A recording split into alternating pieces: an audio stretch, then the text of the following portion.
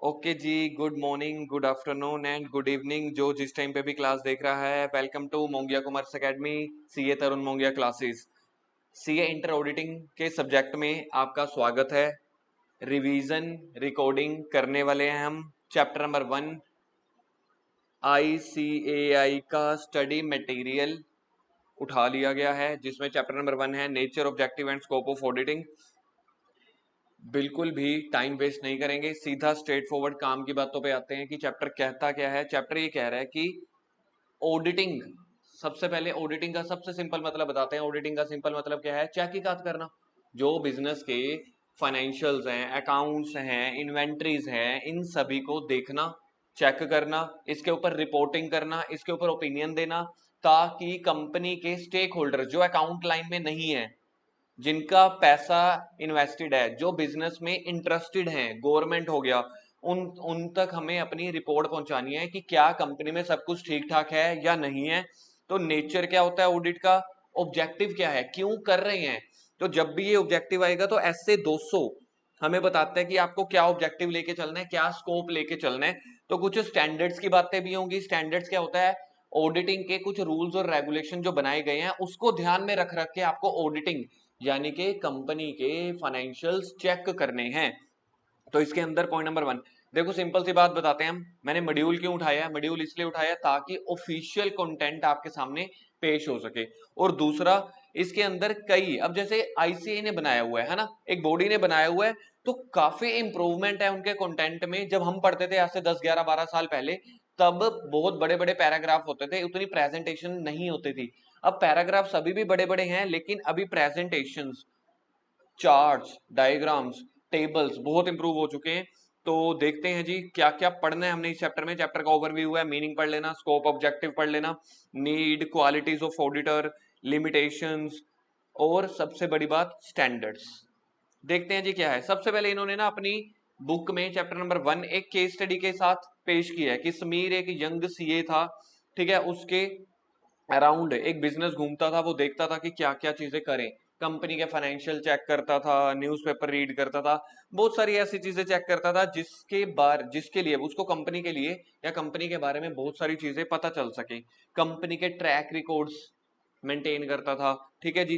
Company के financial result को track करता था, annual audit financial statement check करता था, सब कुछ ये देखता था कि क्या है।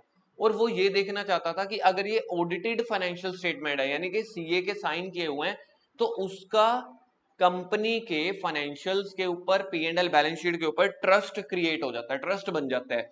गवर्नमेंट अगर उसी ऑडिटेड फाइनेंशियल स्टेटमेंट को यूज करके कंपनी का प्रॉफिट देखती है और उसी प्रॉफिट पे टैक्स देखती है, टैक्स की सही कलेक्शन हुई है कि नहीं, और अगर वो financial statement, P and L और बैलेंस शीट ऑडिटेड है, सिंपल सा मतलब सीए के साइन और ठप्पा लगा हुआ है, तो थोड़ी सी क्रेडिबिलिटी, विश्वास, ट्रस्ट, ये सब मतलब बढ़ जाती है। तो कुछ ये छोटी सी कहानी दी हुई थी इसमें कि ऐसे ऐसे होता है। इंट्रोडक्शन क्या होती है ऑडिटिंग का, कब शुरू हुई थी, कई जमाने पहले से शुरू हुई थी, तो ये आप लोगों ने अपने आप पढ़ लेना है। यही थोड़ा थोड़ा ना इश्यू रहता है कि जब हम स्टडी मटेरियल पढ़ते हैं लास्ट वाले डेज पे ना, क्या छोड़ना है क्या नहीं छोड़ना। तो इंट्रोडक्शन में मैं लिख देता हूँ वंस रीडिंग, ठीक है जी। तो इसकी एक रीडिंग ले लेनी है, कब शुरू हुई थी, कब नहीं शुरू हुई थी। यहाँ पे ओरिजिन क्या है ऑडिटिंग का, फिर से वही जो टॉपिक नंबर 1 में है ना, इंट्रोडक्शन, वही ओरिजिन में है, कब से शुरू हुआ। एक ये वर्ड है कौटिल्य अर्थशास्त्र इवन इन 4th सेंचुरी, मतलब यहां तक भी इतनी 4th सेंचुरी में भी ऑडिटिंग की बात की जाती थी, कुछ ना कुछ डेटा लिया जाता था, तहकीकात की जाती थी कि क्या सब चीजें हैं। ऑडिट का वर्ड कहां से लिया गया? लैटिन वर्ड है ओडायर, जिसका मीनिंग होता है टू हियर, मतलब जो कंपनी ने बनाया उसको हियर करना। हियर का सिंपल मतलब एग्जैक्ट ग्रामेटिकल मीनिंग मिल जाना, हियर का मतलब सुनना, सुनना होता है। लेकिन क्या फाइनेंशियल स्टेटमेंट जो आपके सामने पेश किए गए, राज्य महाराजा एंसेंट के टाइम पे जो दरबार वाले व्यक्ति थे, वो पेश करते थे क्या खजाना है, राजा उनको सुनता था, तो वहां से वर्ड आया ऑडिट, ओडायर और सुनना। तो ये सब चीजें हैं, एक बार रीडिंग कर लेना, बढ़िया हो जाएगा। और institute of chartered accountant, last paragraph पढ़ रहा हूं कि उन्होंने एक स्टैट्यूटरी बॉडी बनाई एक्ट ऑफ पार्लियामेंट के अंदर, आईसीआई। जब हमारी पार्लियामेंट में ये बॉडी बनी, ठीक है जी, 1949 में, profession of chartered accountant in country, तो वो अप्लाई करता है ऑडिटिंग के स्टैंडर्ड्स हो गया या कई तरह के ऐसे रूल्स। अब आते हैं जी काम के पॉइंट पे, जो आपका पहला काम का टॉपिक निकल के आया वो निकल के आया meaning and nature of auditing. Auditing की मीनिंग क्या है, सबसे पहले ये आपको डेफिनेशन दी हुई है, ये डेफिनेशन आपको लर्न करनी है। सर कौन करवाएगा, बैठे नहीं हम करवा रहे हैं ना। ऑडिट इज एन, 4 टुकड़ों में ऑडिट की डेफिनेशन को तोड़ के लिखा गया। आप लोगों ने यहाँ पे 4 टुकड़े लिख लेने हैं, कैसे कैसे, एक मैं लिख रहा हूं, इंडिपेंडेंट एग्जामिनेशन, इंडिपेंडेंट एग्जामिनेशन, ऐसे करके आप लोगों ने 4 टुकड़े लिख देने हैं। हमारे पास थोड़ा सा रिवीजन बैच में टाइम का कंस्ट्रेंट रहता है, तो मैं सारी चीजें, जो जो इंपॉर्टेंट चीजें हैं, हल्के हल्के इसके फ्लो चार्ट बनवाता चला जाऊंगा, बाकी यहाँ पे मार्किंग करवाता चला जाऊंगा। सबसे पहले हम बात करते हैं ऑडिट होता क्या है, जिसका मतलब जो चीज आप पढ़ने आए हो। हमारे इंटर में और फाइनल में सबसे खतरनाक सब्जेक्ट माना जाता है ऑडिट। समझ आ जाती है, पता लग जाता है, नंबर नहीं आते। क्यों? क्योंकि यहाँ पे ऑडिटिंग का ना, सिंपल आपको मैं बेसिक मीनिंग बता देता हूँ ऑडिटिंग का।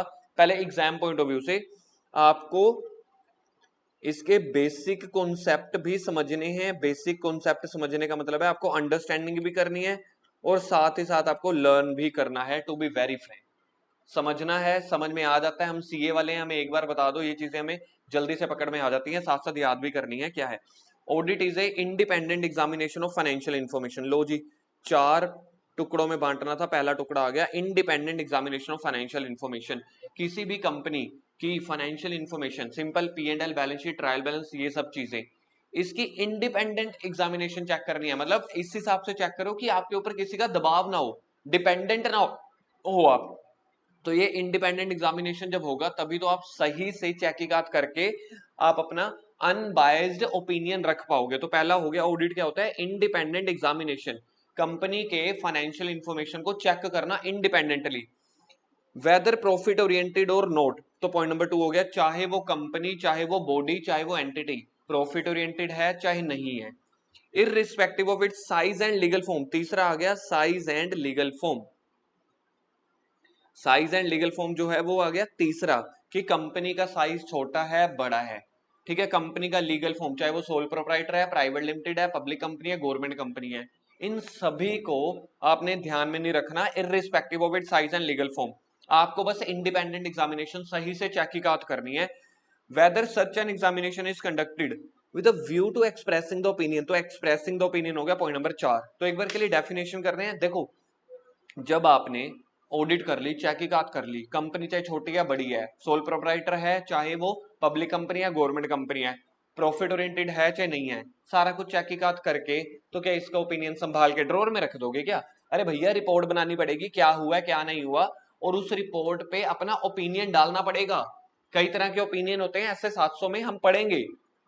डिस्क्लेमर ऑफ ओपिनियन होता है, क्लीन ओपिनियन होता है, क्वालिफाइड ओपिनियन होता है, ठीक है। मतलब सब कुछ ठीक है कि नहीं, ये सब चीजें आपको बतानी पड़ेंगी और कम्युनिकेट करनी पड़ेगी, अपना ओपिनियन बताना पड़ेगा, तब जाके आपकी ऑडिट को कंप्लीट माना जाएगा। Auditing is an independent examination of financial information of an entity, किसी भी कंपनी की independent examination, whether profit oriented और not, irrespective of its size and legal form. और जो वो आप एग्जामिनेशन कंडक्ट कर रहे हो, किस अकॉर्डिंग, क्या ध्यान में रखना है, एक्सप्रेसिंग द ओपिनियन। तो 4 चीजें आई, independent examination of financial information, whether profit oriented और नॉट, साइज और लीगल फॉर्म को ध्यान में नहीं रखना, आपने बढ़िया से एग्जामिनेशन करनी है, और लास्ट ओपिनियन पेश करना पड़ेगा सीए को कि भाई मेरे अकॉर्डिंग, सारा कुछ तहकीकात करने के बाद कंपनी का ये पोजीशन है कि मतलब सब ठीक है या नहीं है।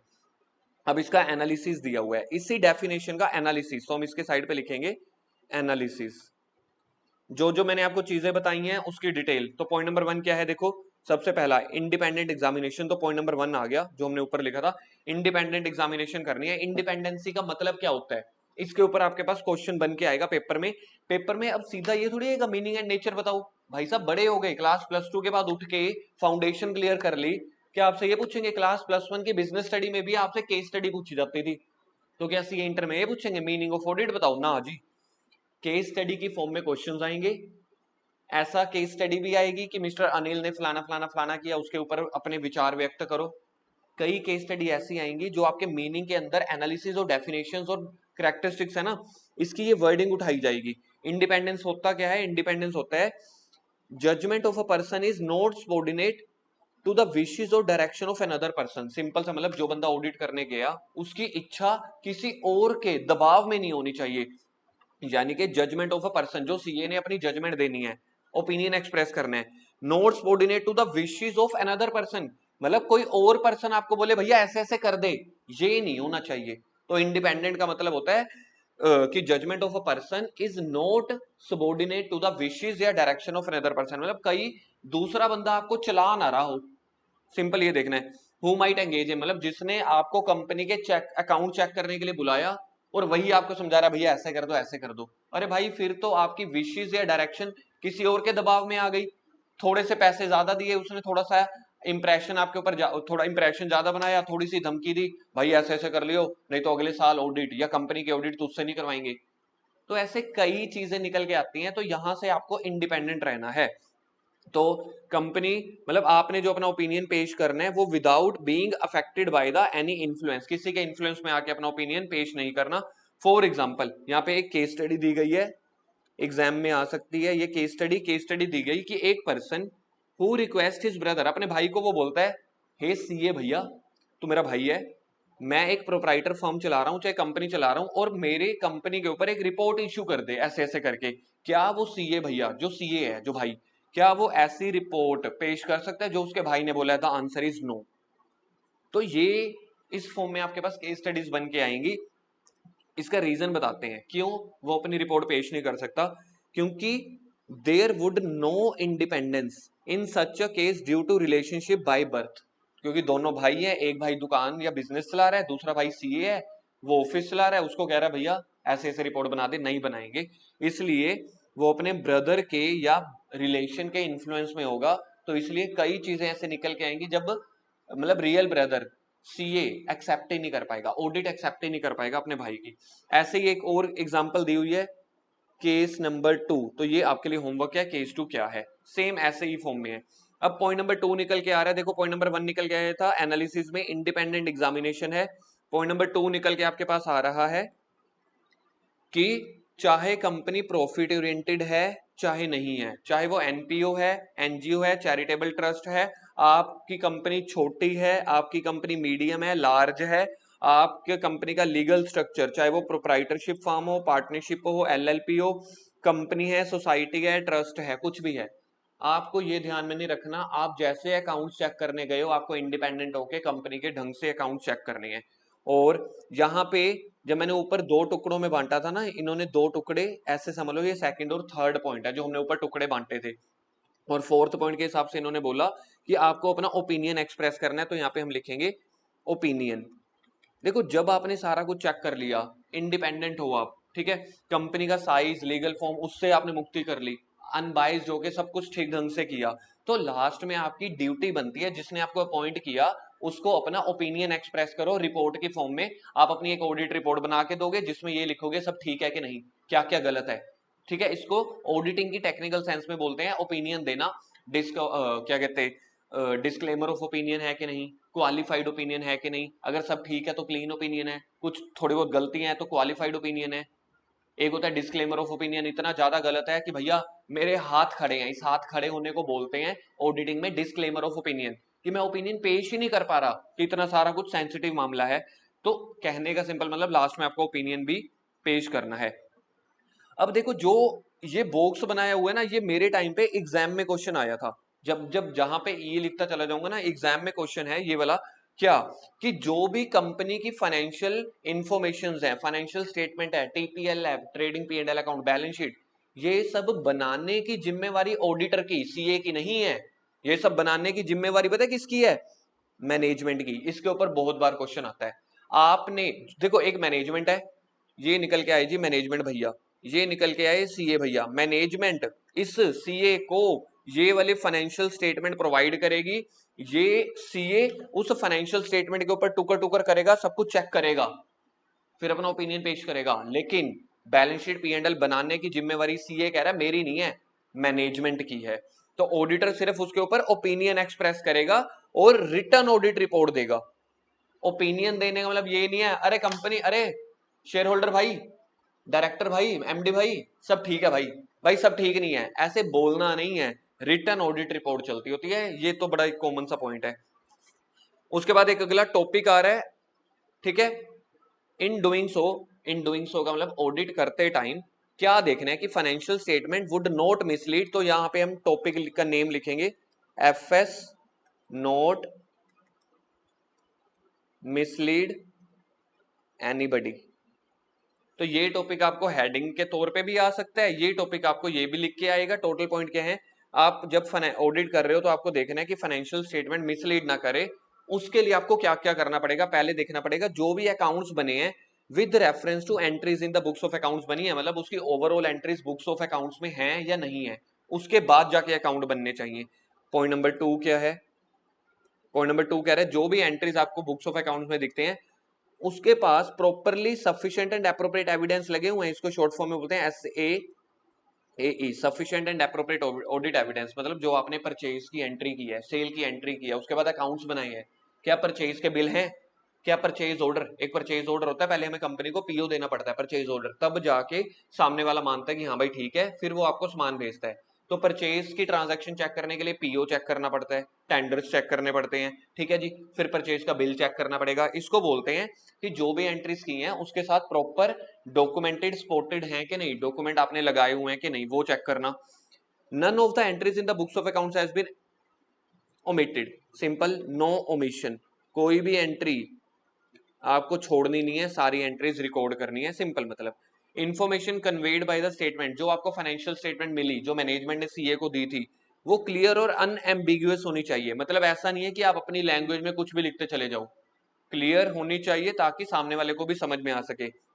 पांचवा, फाइनेंशियल स्टेटमेंट प्रॉपरली क्लासिफाइड होनी चाहिए, डिस्क्राइब होनी चाहिए और अकाउंटिंग स्टैंडर्ड के अकॉर्डिंग बनानी चाहिए। अगर अकाउंटिंग स्टैंडर्ड के अकॉर्डिंग नहीं बनी हुई, प्रॉपर क्लासिफाइड नहीं है, लेजर्स अच्छे से नहीं बने हुए, एसेट्स की जगह लाइबिलिटी लिख दी या कुछ मिक्स कर दिया, फिर नहीं चलेगी भैया बात। तो इसलिए आपको ऑडिट करते हुए ये देखना है फाइनेंशियल स्टेटमेंट मिसलीड ना हो। और sixth point, statement of accounts true and fair picture बताने। ट्रू एंड फेयर का मतलब होता है सब कुछ ठीक ठाक है ना, ट्रू एंड करेक्ट एक वर्ड होता है, ट्रू एंड करेक्ट का मतलब होता है 100% सही। ऐसा कभी भी नहीं हो सकता ऑडिट में, क्यों, क्योंकि हो सकता है सामने वाले ने फाइनेंशियल स्टेटमेंट आधे दिए हो, कुछ गलत दिए हो। प्रोविजन फॉर बैड डेट्स बनाते हैं 2%, 2.5%, 3%, वो जजमेंट बेस होते हैं। तो जहां पे जजमेंट आ गई, सामने वाले की तरफ से थोड़ी सी लिमिटेशंस आ गई, कंप्लीट इंफॉर्मेशन ना मिली, तो आप करेक्ट पिक्चर नहीं बता पाते। इसलिए जो फाइनेंशियल स्टेटमेंट होते हैं ना, वो एसेट्स और लाइबिलिटी की डेप्रिसिएशन हमेशा से एक एस्टिमेशन चलता है, भैया 10% WDV लगा दो। अब भाई जरूरी थोड़ी है कि हर साल 4 लाख के ऊपर 40,000 घिस रही है, फिर 3,60,000 रह गया तो 36,000 की घिस रही है, समझ रहे हो। Depreciation, provision, these all are judgement based, एक परसेंटेज बता दी गई। तो जब ऐसा होता है तो आप correct, true and correct picture नहीं निकाल पाते, एग्जाम का क्वेश्चन है ये। तो फाइनेंशियल स्टेटमेंट मिसलीड ना करे, इसके लिए आपको 6 चीजें ध्यान में रखनी है। अकाउंट्स जो बन रहे हैं एंट्रीज की रेफरेंस पे बनने चाहिए, एंट्रीज जो जो डाली हैं उसके पीछे प्रॉपर एंड सफिशिएंट डॉक्यूमेंट लगे होने चाहिए, जिसको बोलते हैं adequately supported, sufficient and appropriate evidences होने चाहिए। तीसरा, कोई भी एंट्री की आपने ओमिशन नहीं छोड़नी। चौथा, क्लियर और अनएम्बिगुअस होनी चाहिए सारा डेटा। पांचवा, प्रॉपरली क्लासिफाइड, डिस्क्राइब और अकाउंटिंग स्टैंडर्ड के अकॉर्डिंग बनना चाहिए। और सिक्स्थ, ट्रू एंड फेयर बताना है आप लोगों ने, ठीक है जी। तो इसकी हेडिंग्स लिख लेना। और ऑडिटिंग जो है वो आपको एश्योरेंस प्रोवाइड करता है, 100% गारंटी नहीं प्रोवाइड करता, याद रखना। ऑडिट में जब जजमेंट इन्वॉल्व है, किसी और कोई और मैनेजमेंट आपको डेटा दे रहा है, तो क्या आप 100% ऑथेंटिक बता सकते हो? जी नहीं। तो इसको बोलते हैं ऑडिटिंग हमेशा एश्योरेंस प्रोवाइड करता है। एश्योरेंस मतलब ओवरऑल सब ठीक ठाक है भाई, मेरे अकॉर्डिंग मुझे जो इंफॉर्मेशन प्रोवाइड की गई, जो आजकल लॉज चल रहे हैं उसके अकॉर्डिंग मुझे लगता है सारा कुछ ठीक ठाक है, जो कि कॉन्फिडेंस प्रोवाइड करता है यूजर्स को। और एश्योरेंस हमेशा 100% गारंटी नहीं देता, ओवरऑल आपको बताता है जिसके ऊपर आप रिलाई कर सकते हो, ठीक है जी। उसके बाद अगला टॉपिक है इंटरडिसिप्लिनरी नेचर ऑफ ऑडिटिंग, मतलब कि ऑडिटिंग के साथ साथ आपको क्या चीज की नॉलेज होनी चाहिए।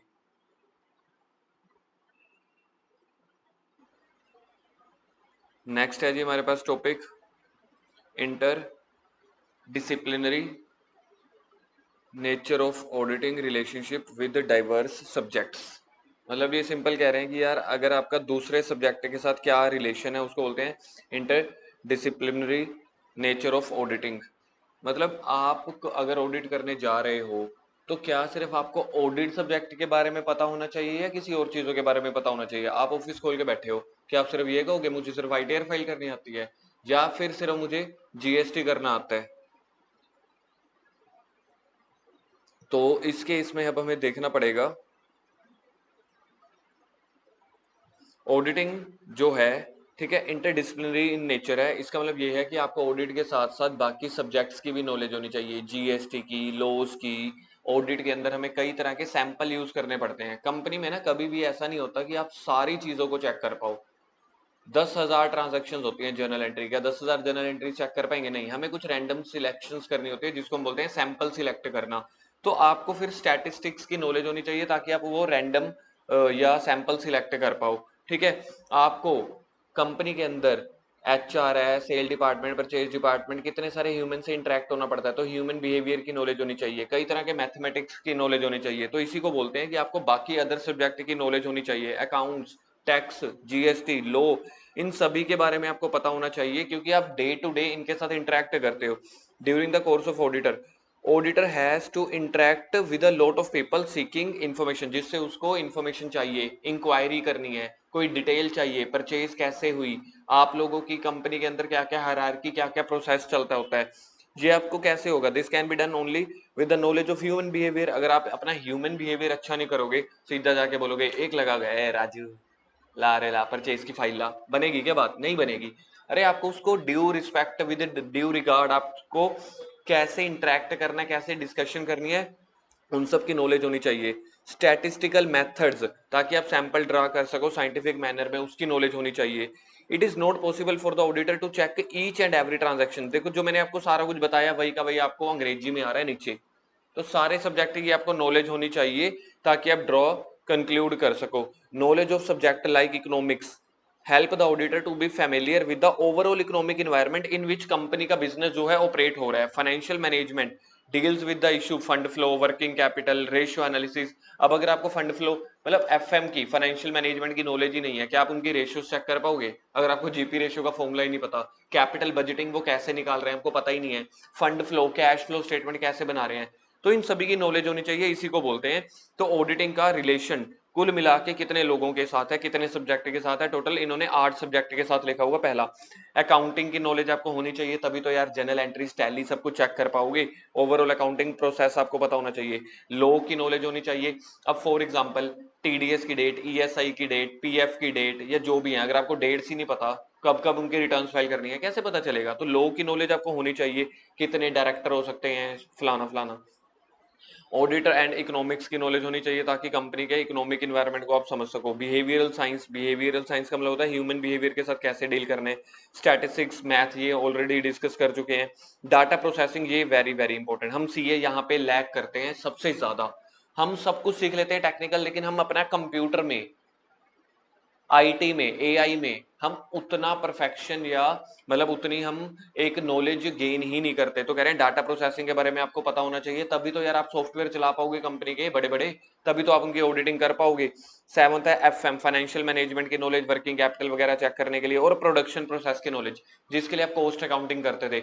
अब अगर आपको देखो ओवरहेड्स का मीनिंग ही नहीं पता, फिक्स्ड ओवरहेड क्या है, वेरिएबल ओवरहेड क्या है, कंपनी के अंदर कॉस्टिंग कैसे चलता है, अगर आपको पीवी रेशियो निकालनी नहीं आती, कंट्रीब्यूशन मार्जिन निकालने नहीं आते, यार कैसे आप लोग कंपनी के बारे में रिपोर्ट दे पाओगे गवर्नमेंट को या स्टेक होल्डर्स को या शेयर होल्डर्स को, जब आपको खुद को इन चीजों की नॉलेज नहीं है? तो इसलिए एक ऑडिटर को क्या सर पहले ही दिन हमें परफेक्ट नॉलेज होनी चाहिए? देखो कंपनी की ऑडिट पकड़ रहे हो, आपको सब कुछ पता होनी चाहिए। फिर भी कई बार क्या होता है, प्रैक्टिकल एक एग्जांपल दे रहा हूं। अब मैं अभी नया नया सीए बना हूं, 2-4 साल हुए हैं, तो मेरे को बहुत वास्ट नॉलेज नहीं होगी। नॉलेज होगी तो उतना एक्सपीरियंस नहीं होगा, एक्सपीरियंस होगा तो कंपनी का उतना इन्वायरमेंट नहीं पता होगा। तो धीरे धीरे चीजें आनी भी शुरू हो जाती हैं, लेकिन आपको बेसिक सारे कॉन्सेप्ट पता होने चाहिए। ठीक है जी। तो क्या क्या नॉलेज होनी चाहिए अकाउंट्स की? देखो पहले तो आप ऐसे समझो यार, आप इसको ना सब्जेक्ट वाइज याद कर सकते हो। अकाउंट सब्जेक्ट कहाँ आता है? सीए फाउंडेशन में। लॉ कहाँ पे आता है? सीए फाउंडेशन में। इकोनॉमिक्स कहाँ आता है? सीए फाउंडेशन में। स्टैटिस्टिक्स कहाँ पे आता है? सीए फाउंडेशन में। लो जी, 4 सब्जेक्ट तो हमने सीए फाउंडेशन के पकड़ लिए। कौन कौन से? Accounts, law, economics, stats. Accounts, law, economics, stats. Accounts, law, economics, stats. अब आ जाओ सीए इंटर के सब्जेक्ट्स पे। सीए इंटर में कॉस्ट आती है तो उसको प्रोडक्शन बोल देते हैं। सी इंटर में एफएम आती है, ये लो जी, ये क्या, ये यहाँ पे मेरे को लिखना चाहिए इंटर की नॉलेज। डाटा प्रोसेसिंग आजकल होता नहीं, हमारे टाइम पे होता था, इंटर में सब्जेक्ट होता था ITSM, तो ये भी इंटर की एक डाटा और एक बिहेवियरल साइंस आपको एटिकेट्स आने चाहिए। 4 सब्जेक्ट बन गए फाउंडेशन के, 2 सब्जेक्ट प्रोडक्शन FM यानी कि कोस्ट और FM बन गए इंटर के, 2 फालतू सब्जेक्ट कौन से, डाटा प्रोसेसिंग, कंप्यूटर के बारे में पता होना चाहिए और ह्यूमन के साथ कैसे आपको बिहेव करना है वो पता होना चाहिए। ठीक है जी, तो इंटरडिसिप्लिनरी पॉइंट हमारे हो गए कि अदर सब्जेक्ट की नॉलेज भी होनी चाहिए। इसके बाद आते हैं हम ऑब्जेक्टिव ऑफ ऑडिटर्स। जब भी ऑब्जेक्टिव ऑफ ऑडिट आई तो ऐसे 200 आपके मुंह से निकलना चाहिए, आपके मन में आपके दिमाग में ऐसे 200 आना चाहिए। सर ये ऐसे 200 है क्या? ऐसे मतलब स्टैंडर्ड्स ऑन ऑडिटिंग, ऑडिटिंग करने के कुछ रूल्स और रेगुलेशन हमने डिसाइड किए हुए हैं। ठीक है जी, ICAI ने कुछ स्टैंडर्ड्स बनाए हुए हैं, उसके अकॉर्डिंग आपको चलना है। तो उन रूल्स के स्टैंडर्ड्स के कुछ नाम है, कुछ सीरीज है जो स्टार्ट होती है ऐसे 200 से। तो ऐसे 200 कहते हैं जब आप कंपनी की ऑडिट कर रहे हो तो आपको ऐसे 200 अप्लाई करना है। ऐसे 200 का नाम क्या है? Overall objective of independent auditor. ऐसे 200 का नाम है कि आप कंपनी में ऑडिट करने गए तो उसका ऑब्जेक्टिव क्या है? ओवरऑल ऑब्जेक्टिव ऑफ किसका? Independent auditor. और जो आपको ऑडिट करनी है ना वो स्टैंडर्ड ऑन ऑडिटिंग के हिसाब से करनी है। Overall objective of independent auditor and conduct of an audit in accordance with standards on auditing. तो ऐसे 200 दो चीजों के बारे में बात करता है, एक ऑब्जेक्टिव्स के बारे में कि आपका मेन उद्देश्य क्या है जिस कंपनी में आप ऑडिट करने गए हो, क्या मेन पर्पस है आपका? सर क्लाइंट से फीस मिल जाए, यही पर्पस है। भाई ये पर्पस नहीं है, ये तो उसका फाइनल रिजल्ट है। लेकिन आप जो चेक करने गए हो, अगर हम फाइनेंशियल फीस को साइड पे रख देते हैं तो आपकी कंपनी, तो आपका इंडिपेंडेंट ऑडिटर का क्या मेन पर्पस है, प्लस आपको जो ऑडिट करनी है उस कंपनी उस क्लाइंट की स्टैंडर्ड्स ऑन ऑडिटिंग को ध्यान में रख के बंद करनी है। ऐसा नहीं कि जो आपका मन करे वैसे ही चला। मतलब हम एक दायरे में, जब हम क्रिकेट मैच खेलते हैं, एक wide ball, no ball, out, सब कुछ रूल्स डिसाइडेड है ना, तो यहाँ पे वो रूल्स डिसाइडेड है, that is called standards on auditing. तो पहले तो ऐसे 200 का नाम याद रखना है, independent, overall objective of independent auditor and conduct the audit with standards on auditing. तो इसके 2 मेन पर्पस हैं जो ऐसे 200 कह रहा है। मतलब ऐसे 200 कुछ महान लोगों ने कुछ रूल्स बनाए हुए हैं, उन रूल्स के नाम लिख दिए गए, रूल 1 2 3 4 फलाना, ऐसे ही नाम लिख दिए गए, ऐसे 200 210 220 240 ऐसे। तो उसमें आपको बताया गया कि हे क्लाइंट, हे सीए, जब आप ऑडिट करने जा रहे हो तो आपका मेन पर्पस क्या होना चाहिए? जो मतलब बड़े बड़े लोग आपको बता रहे हैं, आपके 2 पर्पस होने चाहिए। पहला, आपको कंपनी के अंदर रह के रीजनेबल एश्योरेंस ठीक ठाक है कि नहीं, ये आपको देखना है। क्या कंपनी की फाइनेंशियल स्टेटमेंट, मतलब सब कुछ ठीक ठाक क्या चीजों को लेके है? क्या कंपनी की financial statement as a whole, company की financial statement free from material misstatement, इसको बोलते हैं MMS, मटेरियल मिस स्टेटमेंट, क्या वो गलतियों से मुक्त है? मटेरियल मिस स्टेटमेंट से फ्री है, मतलब कंपनी में गलतियां नहीं होनी चाहिए, चाहे वो गलतियां मटेरियल मिस स्टेटमेंट या तो फ्रॉड से हो चाहे एरर से। मतलब पहला है to obtain the reasonable assurance whether financial statement, company की FS balance sheet as a whole are free from material misstatement, क्या वो सारी इन गलतियों से फ्री है? चाहे वो गलतियां फ्रॉड की वजह से हो चाहे नॉर्मल एरर की वजह से हो। अब आप ये थोड़ी कह सकते हो मैंने किसी को, मतलब मैं तलवार ली, चला दी, ओ गलती हो गई। अरे गलती होने का मतलब क्या है? चाहे वो फ्रॉड से हो चाहे सच में गलती हो जाए, आपको दोनों से बच के रहना है। ये ऑडिटर का काम है चेक करना कि कंपनी की फाइनेंशियल स्टेटमेंट फ्रॉड और एरर दोनों से मुक्त होनी चाहिए। Plus enable the auditor to express the opinion whether financial statement is prepared in all material aspect in accordance with the applicable financial reporting framework FRF का मतलब होता है अकाउंटिंग स्टैंडर्ड, अकाउंटिंग के कुछ रूल्स रेगुलेशन। मतलब आपको पहले ये चेक करना है financial statement free from material miss statement है, और कौन कौन से फ्री, चाहे वो एरर से हो चाहे फ्रॉड से हो, और साथ साथ वो ऑडिटर को इनेबल करे ओपिनियन एक्सप्रेस करने के लिए कि जब आप चेक कर लो, enabling the auditor to express the opinion कि फाइनेंशियल स्टेटमेंट जो बनाई गई है prepared in all material aspect, सारा को ध्यान में रख के as per the applicable financial reporting framework. CA final में अकाउंट्स के सब्जेक्ट को फाइनेंशियल रिपोर्टिंग बोल दिया जाता है। फाइनेंशियल रिपोर्टिंग फ्रेमवर्क का मतलब सिंपल, अकाउंट्स के सारे रूल रेगुलेशन वगैरह फॉलो करना, सारे फॉर्मेट, सारी बैलेंस शीट। तो पहला ICAI या वो महान लोग जिन्होंने स्टैंडर्ड लिखे वो कह रहे हैं सीए को आपका पहला पर्पस ये होना चाहिए, पहला ऑब्जेक्टिव क्या? Obtain the reasonable assurance whether financial, मेरे साथ साथ बोलना है आप लोगों ने, ऑब्टेन द रीजनेबल एश्योरेंस, आपको रीजनेबल एश्योरेंस लेना है, पूरी गारंटी नहीं लेनी, बस ये देखना है कि ओवरऑल जितना आपको दिया गया उसके हिसाब से चेकिंग करके सब ओवरऑल ठीक ठाक है, कि financial statement as a whole free from material misstatement, चाहे वो ड्यू टू फ्रॉड हो चाहे ड्यू टू एरर हो, और साथ ही साथ इनेबल करे ऑडिटर को, enabling the auditor to express the opinion, अपना ओपिनियन रखो कि कंपनी में जो फाइनेंशियल स्टेटमेंट प्रिपेयर की गई इन all material aspect accordance with the applicable financial reporting standards, as 5, as 6, as 26 सारा कुछ फॉलो किया कि नहीं। साथ ही साथ सेकंड पर्पस बताया गया कि आपको फिर लास्ट में रिपोर्ट भी देनी है, कि फाइनेंशियल रिपोर्ट यानी कि रिपोर्ट भी देनी है, यानी कि कम्युनिकेट करने हैं, जैसे भी एसएस बोलते हैं, तो लास्ट है कि आपको रिपोर्ट करनी है फाइनेंशियल स्टेटमेंट को और कम्युनिकेट कर देना है कि ऑडिटर की क्या क्या फाइंडिंग है इस ऑडिट में। तो मतलब जब आप ऑडिट करने गए तो आपके मन ही मन में पहली तो ये दो चीजें पता होनी चाहिए, हम ऑडिट करने क्यों जा रहे हैं, हम रीजनेबल एश्योरेंस लेने जा रहे हैं कि फाइनेंशियल स्टेटमेंट गलतियों से फ्री है, वो गलतियां चाहे फ्री एरर वाली हो चाहे फ्रॉड वाली हो, प्लस ऑडिटर को इनेबल करना है ये चेक करने के लिए कि उनकी एफएस जो है वो फाइनेंशियल स्टेटमेंट मतलब applicable financial reporting framework as वगैरह या अकाउंटिंग रूल रेगुलेशन के हिसाब से बना हुआ है। आपने देख लिया सबको ठीक है, साथ ही साथ अब आपको कम्युनिकेशन भी देनी है, रिपोर्ट भी करनी है ऑडिटर की फाइंडिंग। तो ये मेन ऑडिटर के दो पर्पस हैं, इसका फिर आगे एनालिसिस किया हुआ है, इसी ऑब्जेक्टिव का एनालिसिस किया हुआ है कि आपको रीजनेबल एश्योरेंस ऑब्टेन करना है, इसको हाईलाइट कर लेना। रीजनेबल एश्योरेंस का मतलब होता है ठीक ठाक 90-95% जितना मुझे दिया गया, जितने मेरे को रिकॉर्ड दिए गए मेरे अकॉर्डिंग सारा कुछ ठीक है, ठीक है जी। अब देखो केस स्टडी पता है क्या बन के आती है कि एक अकाउंटेंट था या एक सीए था, उसने सारा कुछ चेक किया कंपनी के अंदर, लेकिन उससे कोई अकाउंटिंग स्टैंडर्ड फॉलो करना रह गया, AS 26 AS 28 फलाना कुछ भी लगा लो या इंड AS कुछ भी ऐसा रह गया, लेकिन उसने जानबूझ के नहीं किया, इसमें ऑडिटर की या मतलब जो मैनेजमेंट है उसकी कोई गलती नहीं है, आपको जान के इस वे में वो केस स्टडी डाली जाएगी जो एरर से रिलेटेड है, फ्रॉड से, और वहां पे बार बार लिखा जाएगा कि इंटेंशनली मैनेजमेंट या सीए ने या ऑडिटर ने कुछ नहीं किया। तो क्या बताओ ऑडिटर इससे बच पाएगा? नहीं, ऑडिटर नहीं बच पाएगा। क्यों? क्योंकि ऑडिटर का काम सिर्फ फ्रॉड को पहचानना नहीं है, गलतियों को पहचानना भी है, तो ये ध्यान में रखना। तो रीजनेबल एश्योरेंस क्या होता है ये बताया गया हुआ है। Reasonable assurance is to be distinguished from absolute assurance. दो तरह के एश्योरेंस होते हैं, एक होता है रीजनेबल, एक होता है एब्सोल्यूट। एब्सोल्यूट का मतलब पता है क्या होता है कि आप कंप्लीट एश्योरेंस दे रहे हो, भाई साहब मैं बैठा हूं यार, मेरी गारंटी है ये देखो कि फाइनेंशियल स्टेटमेंट फ्री है भाई, मटेरियल मिस स्टेटमेंट से, गलतियों से मुक्त है, मतलब सारी ठीक है, मेरी गारंटी है भाई। यार अगर उसके अंदर पर्सनल जजमेंट ही गलत हुई, प्रोविजन फॉर बैड डेट्स ही गलत हुए, आपको परचेज के नकली बिल पकड़ा दिए गए, आप गारंटी दे सकते हो? नहीं।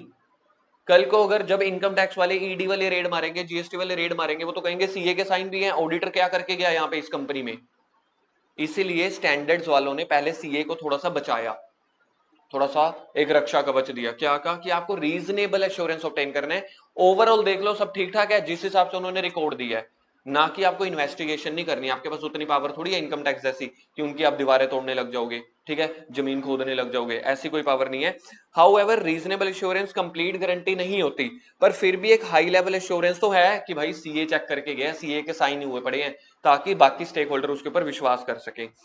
तो audit of financial statement is carried out by the auditor with professional competency and skills as per AS। ठीक है, AS या SA के अकॉर्डिंग प्रोफेशनल स्किल्स या नॉलेज तो होनी चाहिए। Audit procedure are applied accordance with the SAs, वो तो हमने ऑब्जेक्टिव में पढ़ लिया कि उसको सारे स्टैंडर्ड्स को फॉलो करना है।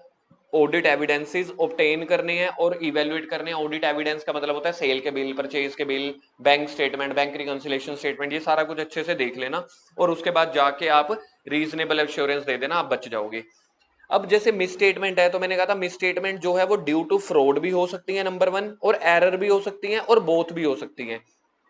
ऑडिटर जो रीजनेबल एश्योरेंस ऑब्टेन करेगा कि financial statement as a whole, overall पूरी फाइनेंशियल स्टेटमेंट इन सभी चीजों से बच जानी चाहिए, तो इसलिए आप लोगों को टोटल देखना है। तो ये सारे पॉइंट है, बाकी सारा वही है जो हमने डिस्कस कर लिया है कि लास्ट में अब आपको रिटर्न रिपोर्ट भी देनी है, ये हम बार बार डिस्कस कर रहे हैं, आपको रिपोर्ट देनी है। वो ऐसे 700 की सीरीज में लिखा होता है कि आपको रिपोर्ट देनी है, अपना ओपिनियन बताना है। तो ओवरऑल ऑब्जेक्टिव क्या होते हैं, उसके बाद इसका ये वो दिए हुए हैं, छोटी सी समरी दी हुई है, पढ़ लेना।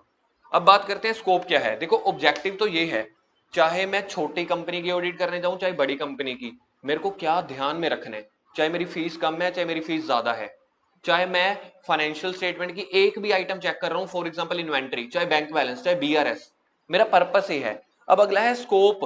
मतलब आप जा रहे हो तो आपके कंटेंट में क्या क्या चीजें हैं, दायरा कितना बड़ा है ऑडिट का, आपको क्या क्या चेक करना है, क्या क्या नहीं चेक करना, जो चेक करना है वो ऑडिट का ऑब्जेक्टिव ध्यान में रख के करना है। तो स्कोप का मतलब ऑब्जेक्टिव से पता लग गया, स्कोप में ये है कि आपको क्या क्या देखना है, क्या क्या नहीं देखना। फॉर एग्जाम्पल कोई एक ऐसा काम है, बिल्डिंग आदि कंस्ट्रक्शन हो गई, ठीक है जी, वर्क इन प्रोग्रेस कितना है, यार ये सीए का काम थोड़ी है। आपकी कंपनी की मशीनरी की हालत क्या हुई पड़ी है ये चेक करना ऑडिटर का काम नहीं है। इन्वेंट्री गल गई सड़ गई उसकी वैल्यूएशन क्या है, क्या बनेगी, क्या बिकेगी, क्या मार्केट वैल्यू है, ये ऑडिटर का काम नहीं है। तो स्कोप ये देखना पड़ेगा भाई, मैं फाइनेंशियल स्टेटमेंट अपने फाइनेंशियल्स देखने आया हूं, स्कोप बताता है कि आपकी रेंज कितनी है या रीच कहां तक है। Purpose of the audit is to enhance the degree of confidence of intended users, ताकि यूजर्स में कॉन्फिडेंस बन जाए हमने ऑडिट करवा लिया है। तो यूजर्स कौन हो सकते हैं, शेयर होल्डर भी हो सकता है, इंप्लॉई भी हो सकता है, कस्टमर भी, गवर्नमेंट भी, बैंक वाले भी, कुछ भी हो सकते हैं।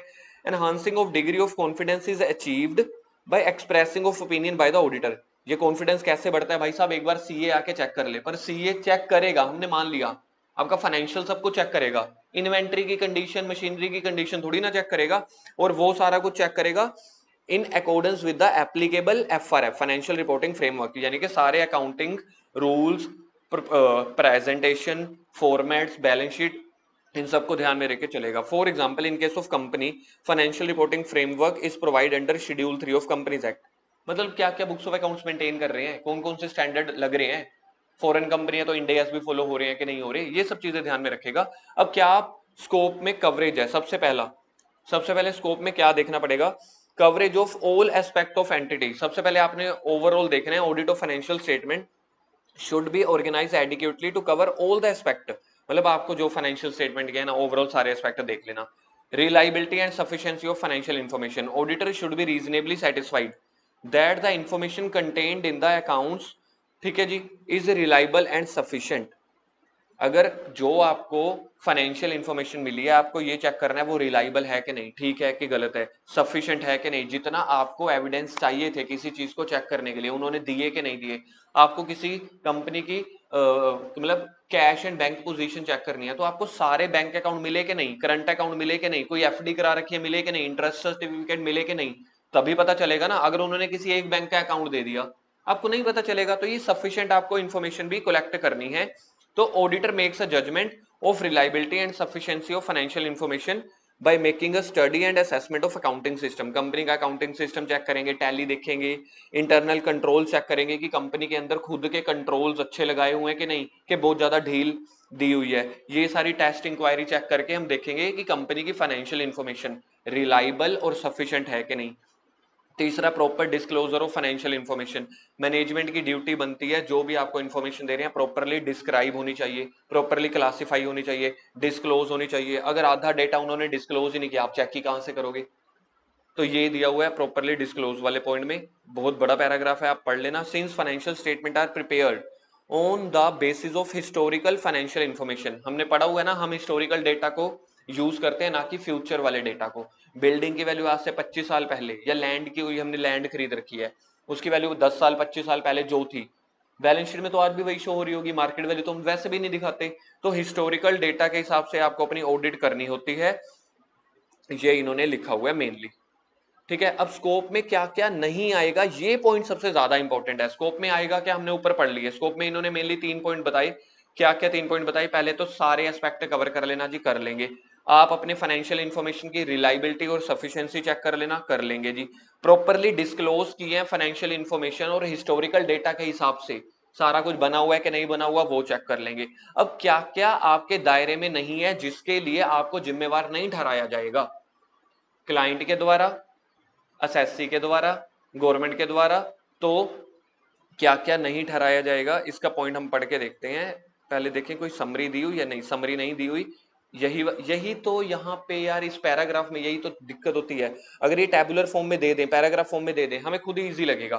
ठीक है, auditor is not expected to perform the duties which fall outside the domain of his competence. जो काम उसके दायरे में नहीं आते उसके लिए ऑडिटर जिम्मेवार नहीं है, वो काम नहीं करेगा। फॉर एग्जांपल जो मैंने आपको बताया था, देखो, physical condition of certain asset, sophisticated machinery can not be determined by him. यार मशीन गल गई सड़ गई, उससे प्रोडक्शन अच्छी हो पा रही है नहीं हो पा रही, ऑडिटर का काम थोड़ी है यार, उसके लिए तो आपको मशीन वाले इंजीनियर बुलाने पड़ेंगे। Similarly it is not expected from the auditor ये डिटरमिन करना कि सूटेबिलिटी या लाइफ ऑफ सिविल स्ट्रक्चर, मतलब बिल्डिंग कितनी पुरानी है, ये कब गिरने के चांसेस हैं, कब इसकी रेनोवेशन करानी है, इन सभी से ऑडिटर मुक्त है। ऑडिटर कह रहा भाई साहब ये देखने थोड़ी आया हूं, अपना इंजीनियर बुलाओ। An auditor is not, second point बोल रहे हैं, second point, auditor is not an expert of authentication of document. The genuineness of document can not be authenticated by him because he is not expert. For example, purchase की entries की हुई हैं April month की, आपने सारी April month का journal मंगाया, purchase register मंगाया, चेक किया, उसके ऊपर परचेज के बिल लगे हुए हैं, पीओ लगा हुआ है, टेंडर लगा हुआ है, आपने सोचा यार साइन है, स्टैंप है, एमडी के, कंपनी के, सब कुछ है, डेट ठीक है, सब कुछ ठीक है। अब वो डॉक्यूमेंट्स फेक हैं कि नहीं, ये ऑडिटर का काम नहीं है। अब मानो हमें मैनेजमेंट या कंपनी वाले जो दे रहे हैं, हम मान रहे हैं वो सही है, उसको हम डिटेल में चेक कर रहे हैं, सफिशिएंसी रिलायबिलिटी चेक कर रहे हैं, पर अथेंटिकेशन थोड़ी देख रहे हैं कि ये फेक है कि नहीं है। मुझे क्या पता, मैं बार बार सारे वेंडर्स को फोन करता रहूंगा या सारे कस्टमर को, नहीं जी। तो इसलिए बोला गया कि ऑथेंटिकेशन में अगर कल को गड़बड़ी पाई गई, सीए इसके लिए जिम्मेवार नहीं होगा। सीए का काम ऑडिट करना है, ना कि जो उस ऑडिट में वो पर्चे चेक कर रहा है, जो डॉक्यूमेंट चेक कर रहा है कि वो सही है कि नहीं। अब बैंक की एफडी है, मैं बार बार थोड़ी बैंक को फोन करता रहूंगा सच में आपके बैंक अकाउंट में ये एफडी है कि नहीं है। तीसरा, ऑडिट जो है वो कोई भी ऑफिशियल इन्वेस्टिगेशन नहीं होती। इन्वेस्टिगेशन का सिंपल मतलब बताता हूं, इनकम टैक्स ने रेड डाल दी, जीएसटी ने रेड डाली, ईडी ने रेड डाली, बीयू ने रेड डाली, that is called investigation. Investigation में आपके पास पावर होती है, तोड़ दो दीवारें, छत तोड़ दो, जमीन खुदाई कर दो उसकी, ठीक है जी। लेकिन ऑडिटर के पास नहीं है। अगर ऑडिटर ने कुछ कहा, भैया आपके पास शायद ये भी होगा, चल भाई आगे नया सीए ले आएंगे, सिंपल खत्म। तो कह रहे हैं ऑडिट इन्वेस्टिगेशन नहीं है, ठीक है, तो इसलिए उसके पास कई तरह की लीगल पावर्स नहीं होती, और वो कोई ऐसे विटनेस बुला के काम नहीं कर सकता। इसलिए जितना उसको दिया गया उसके हिसाब से काम करेगा, वही आपको मानना पड़ेगा। तो इसलिए ये चौथा पॉइंट, ऑडिट इन्वेस्टिगेशन से डिफरेंट है। इन्वेस्टिगेशन जो होती है वो क्रिटिकल एग्जामिनेशन होती है। क्रिटिकल एग्जामिनेशन का मतलब है जो सामने वाला दे रहा है उसको मान नहीं लेना, उसको क्रिटिसाइज करना है, क्वेश्चनिंग करना है और कुछ मांगना है। ऑडिट वालों में तो मैनेजमेंट जी ये लाए हो, लाओ जी चेक कर देते हैं, जो उसमें गलतियां होंगी वो पता करेंगे। और चौथा है objective of the auditor. Objective of the audit तो पहले ही डिस्कस कर लिया, रीजनेबल एश्योरेंस ऑब्टेन करना whether financial statement as a whole free from material misstatement whether due to fraud and error, और enabling the auditor to express the opinion क्या financial statement बनाई हुई है as per according with the applicable financial reporting framework, और opinion express करना। तो objective बता दिया गया ये है, तो इसलिए ये स्कोप के पॉइंट्स हैं कि क्या क्या स्कोप में आएगा, क्या क्या स्कोप में नहीं आएगा। इसके ऊपर एक केस स्टडी है, देखो लाल जी भाई, उन्होंने कुछ शेयर परचेज किए किसी कंपनी के जो लिस्टेड थी एनएससी पे। Audited financial statement of company provide the picture of healthy financial performance having robust turnover, बढ़िया है, लो डेट है, गुड प्रॉफिट्स हैं। On above basis he is absolutely satisfied that money invested by him is safe. उसने company की audited financial statement देखी, उसको लगा सब बढ़िया है जी, सीए के साइन लगे हुए हैं, इसी को बस मान लिया, इसी को बस मान लिया, और कह रहे हैं कि कंपनी में लॉस होने का कोई चांस नहीं है, शेयर्स खरीद लिए। क्या ऑडिटेड रिजल्ट और audited report of company provide such assurance to investor like Lal ji भाई? क्या थिंकिंग ऑफ लाल जी भाई ठीक है? लाल जी भाई कह रहे हैं मैंने ना financial statement, audited financial statement को ध्यान में रख के कंपनी में शेयर्स में पैसा लगा दिया, कंपनी के शेयर खरीद लिए, कंपनी की टर्नओवर अच्छी थी, डेट कम थे, गुड प्रॉफिट था, तो क्या वो इस बेसिस पे कंपनी के शेयर खरीद सकता है? यहाँ पे लाला जी ठीक हैं या लाला जी गलत हैं, आप ही बताओ सोच के।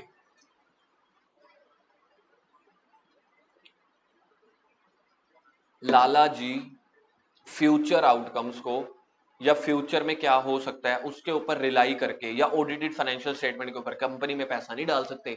ऑडिटर जिम्मेवार नहीं होगा, कल को कंपनी में थोड़ा सा नुकसान हो जाए, कल को कंपनी में आग लग जाए, या कोविड आ जाए, या कुछ ऐसी सिचुएशन आ जाए, रिसेशन आ जाए, प्रोडक्ट ना बिके, शेयर प्राइस नीचे आ जाए, तो लाला जी सिर्फ इस चीज पे ध्यान रख के नहीं कर सकते, क्योंकि ऑडिटर ने तो हिस्टोरिकल डेटा के ऊपर अपना सारा कुछ बनाया।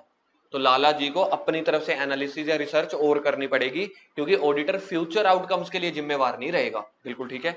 दो बाकी केस स्टडीज हैं वो आपने अपने आप पढ़नी है। इसके बाद आता है inherent limitation of audit. Inherent limitation of audit, audit की इनहेरेंट लिमिटेशन क्या है? देखो यार, हर चीज के ना प्रोज एंड कॉन्स होते हैं, ठीक है? तो ये ऑडिट की लिमिटेशंस है। ऑडिट की लिमिटेशंस क्या है कि ऑडिट ना कई सारी ऐसे इनबिल्ट कई चीजें हैं जिससे सफर करता है। ऑडिटर जितना मर्जी मम्मी की कसम, विद्या पढ़ाई की कसम भी खा लेना, तब भी सब कुछ सही नहीं बता सकता। जैसे इसमें पहला क्या है, nature of financial reporting. Financial reporting का सिंपल मतलब हम यार बात करते हैं अकाउंट्स, ठीक है जी। अकाउंट्स बनाते हुए जब हम पी एंड एल बनाते हैं, बताओ पी एंड एल के डेबिट में, मतलब खैर छोटे वाली बैलेंस शीट ले रहा हूं, ऐसे वाली सस्ते वाली, पी एंड एल के डेबिट में क्या मैं प्रोविजन दिखाता हूं? Answer is yes, provision for bad debts. क्या मैं डेप्रिसिएशन दिखाता हूं? Yes, depreciation as per the income tax act. जब मैं प्रोविजन दिखा रहा हूं तो प्रोविजन मैं बनाता हूं क्या के लिए? कि मेरे कुछ पैसे डूब सकते हैं। अरे भाई डूब सकते हैं कितने? 2.5%, 3%, 5%, आपने जजमेंट लगा दी ना। अब जिस पी एंड एल के अंदर आपकी जजमेंट इन्वॉल्व है, जो सच में ट्रांजैक्शन नहीं हुई, हिस्टोरिकल बेसिस पे, ह्यूमन जजमेंट पे है, तो उस कंपनी का जो ये नेट प्रॉफिट आएगा वो सही भी हो सकता है, गलत भी हो सकता है। सीए को पकड़ोगे क्या? कल को प्रोविजन थोड़े से ज्यादा हो गए, बैड डेट ज्यादा हो गए या कम हो गए, सीए को पकड़ोगे क्या? सीए को नहीं पकड़ोगे इस केस में। समझो इस बात को। तो जब फाइनेंशियल रिपोर्टिंग, अकाउंटिंग की प्रेजेंटेशन में ये सारा कुछ जजमेंट इन्वॉल्व है, एस्टिमेशंस इन्वॉल्व है, प्रोविजंस इन्वॉल्व है, तो जब साल खत्म होगा 31 मार्च को, तो एक्चुअल प्रोविजन से बैड डेट जो है वो कम ज्यादा हो सकते हैं। तो इसीलिए थोड़ा बहुत फ्लक्चुएशन हो सकता है। क्यों? क्योंकि कई बार सब्जेक्टिव डिसीजन इन्वॉल्व होते हैं। सब्जेक्टिव मतलब उसका आंसर ए भी हो सकता है, बी भी, 5% भी हो सकता है, 3% भी। अनसर्टेनिटी इन्वॉल्व होती है, तो उस केस में हो सकता है auditor may not involve to obtain the absolute assurance कि सारा कुछ financial statement free from error है कि नहीं है। तो ऐसे केसेस में ऑडिट कंप्लीटली एश्योरेंस आपको नहीं देती, जो ऑडिट की एक लिमिटेशन है। One of the premises for conducting the audit is that management acknowledge it's responsibility for preparation of financial statement. सबसे पहले पता होना चाहिए, फाइनेंशियल स्टेटमेंट बनाने की जिम्मेवारी मैनेजमेंट की है, ऑडिटर की नहीं है, ठीक है जी। तो क्या उसने सूटेबल इंटरनल कंट्रोल लगाए थे? क्या वो कंट्रोल सही इंफॉर्मेशन प्रोवाइड कर रहे हैं? ठीक है, तो ये तो ऑडिटर मतलब कंपनी की खुद की लिमिटेशंस हो गई। अगर कंट्रोल अच्छे नहीं है तो हो सकता है उसमें कुछ फेक एंट्रीज हो, कोई कम ज्यादा वाली एंट्रीज हो। तो ये सारे पॉइंट्स को देख के हम देखते हैं कि ऑडिट में थोड़ा बहुत ऊंच नीच होने के चांसेस होते हैं, उसमें सीए ऑडिटर जिम्मेवार नहीं होगा। उसके बाद है नेचर ऑफ ऑडिट प्रोसीजर। आप जब कंपनी में ऑडिट प्रोसीजर लगाने गए, मतलब ऑडिट करने गए, तो आपका काम क्या है? आप ऑब्टेन ऑडिट एविडेंस, आप ऑडिट एविडेंस ऑब्टेन करते हैं through the audit procedure. However there are practical and legal limitations on the auditor to obtain the audit evidence. मतलब आप कंपनी में गए, आपने बोला भैया परचेज के ना ये डॉक्यूमेंट है, मेरे को मिल नहीं रहे, बैंक रिकंसिलिएशन स्टेटमेंट बनाइए, लेके आना। एफडी का ओरिजिनल सर्टिफिकेट लेके आना जो आपने बनाया हुआ है। मैनेजमेंट कह रहा अच्छा कल दे देंगे, अच्छा नहीं देते। जब मैं भी ऑडिट करने जाता था बद्दी में, परमाणु में, तो जब भी हम ऑडिट करने जाते थे ना, सीधा पता क्या बोलते थे परचेज मैनेजर वाले? अरे यार जो लिखना लिख दो यार, अपनी ऑडिट रिपोर्ट में मैनेजर से बात कर लूंगा। मतलब आप एक बार सच में जब ऑडिट करने जाओगे ना अच्छी खासी कंपनीज की, आपको पता चल जाएगा कि मैनेजमेंट वाले कोऑपरेट ही नहीं करते, डॉक्यूमेंट्स ही नहीं देते। जब डॉक्यूमेंट्स नहीं देंगे, आप अपना ऑडिट प्रोसेस पूरा कर ही नहीं पाओगे, ढंग से ऑडिट प्रोसीजर लगा नहीं पाओगे, तो कुछ ना कुछ गलतियां होने के चांसेस हैं, कम ज्यादा होने के चांसेस हैं। तो ये भी एक ऑडिट की लिमिटेशंस होती है, ये प्रैक्टिकल लिमिटेशंस आपको निकल के आती है। उस केस में फ्रॉड भी निकल आ सकता है, एरर भी निकल आ सकता है, कई तरह के डिसऑनेस्ट पीपल भी निकलेंगे। तो ये सारी दिक्कतें आती हैं, बहुत सारी दिक्कतें, जो ऑडिट की एक लिमिटेशन बनती है। तीसरा point, audit not in the nature of investigation. जो ऑडिट है ना, वो इन्वेस्टिगेशन तो होती नहीं है।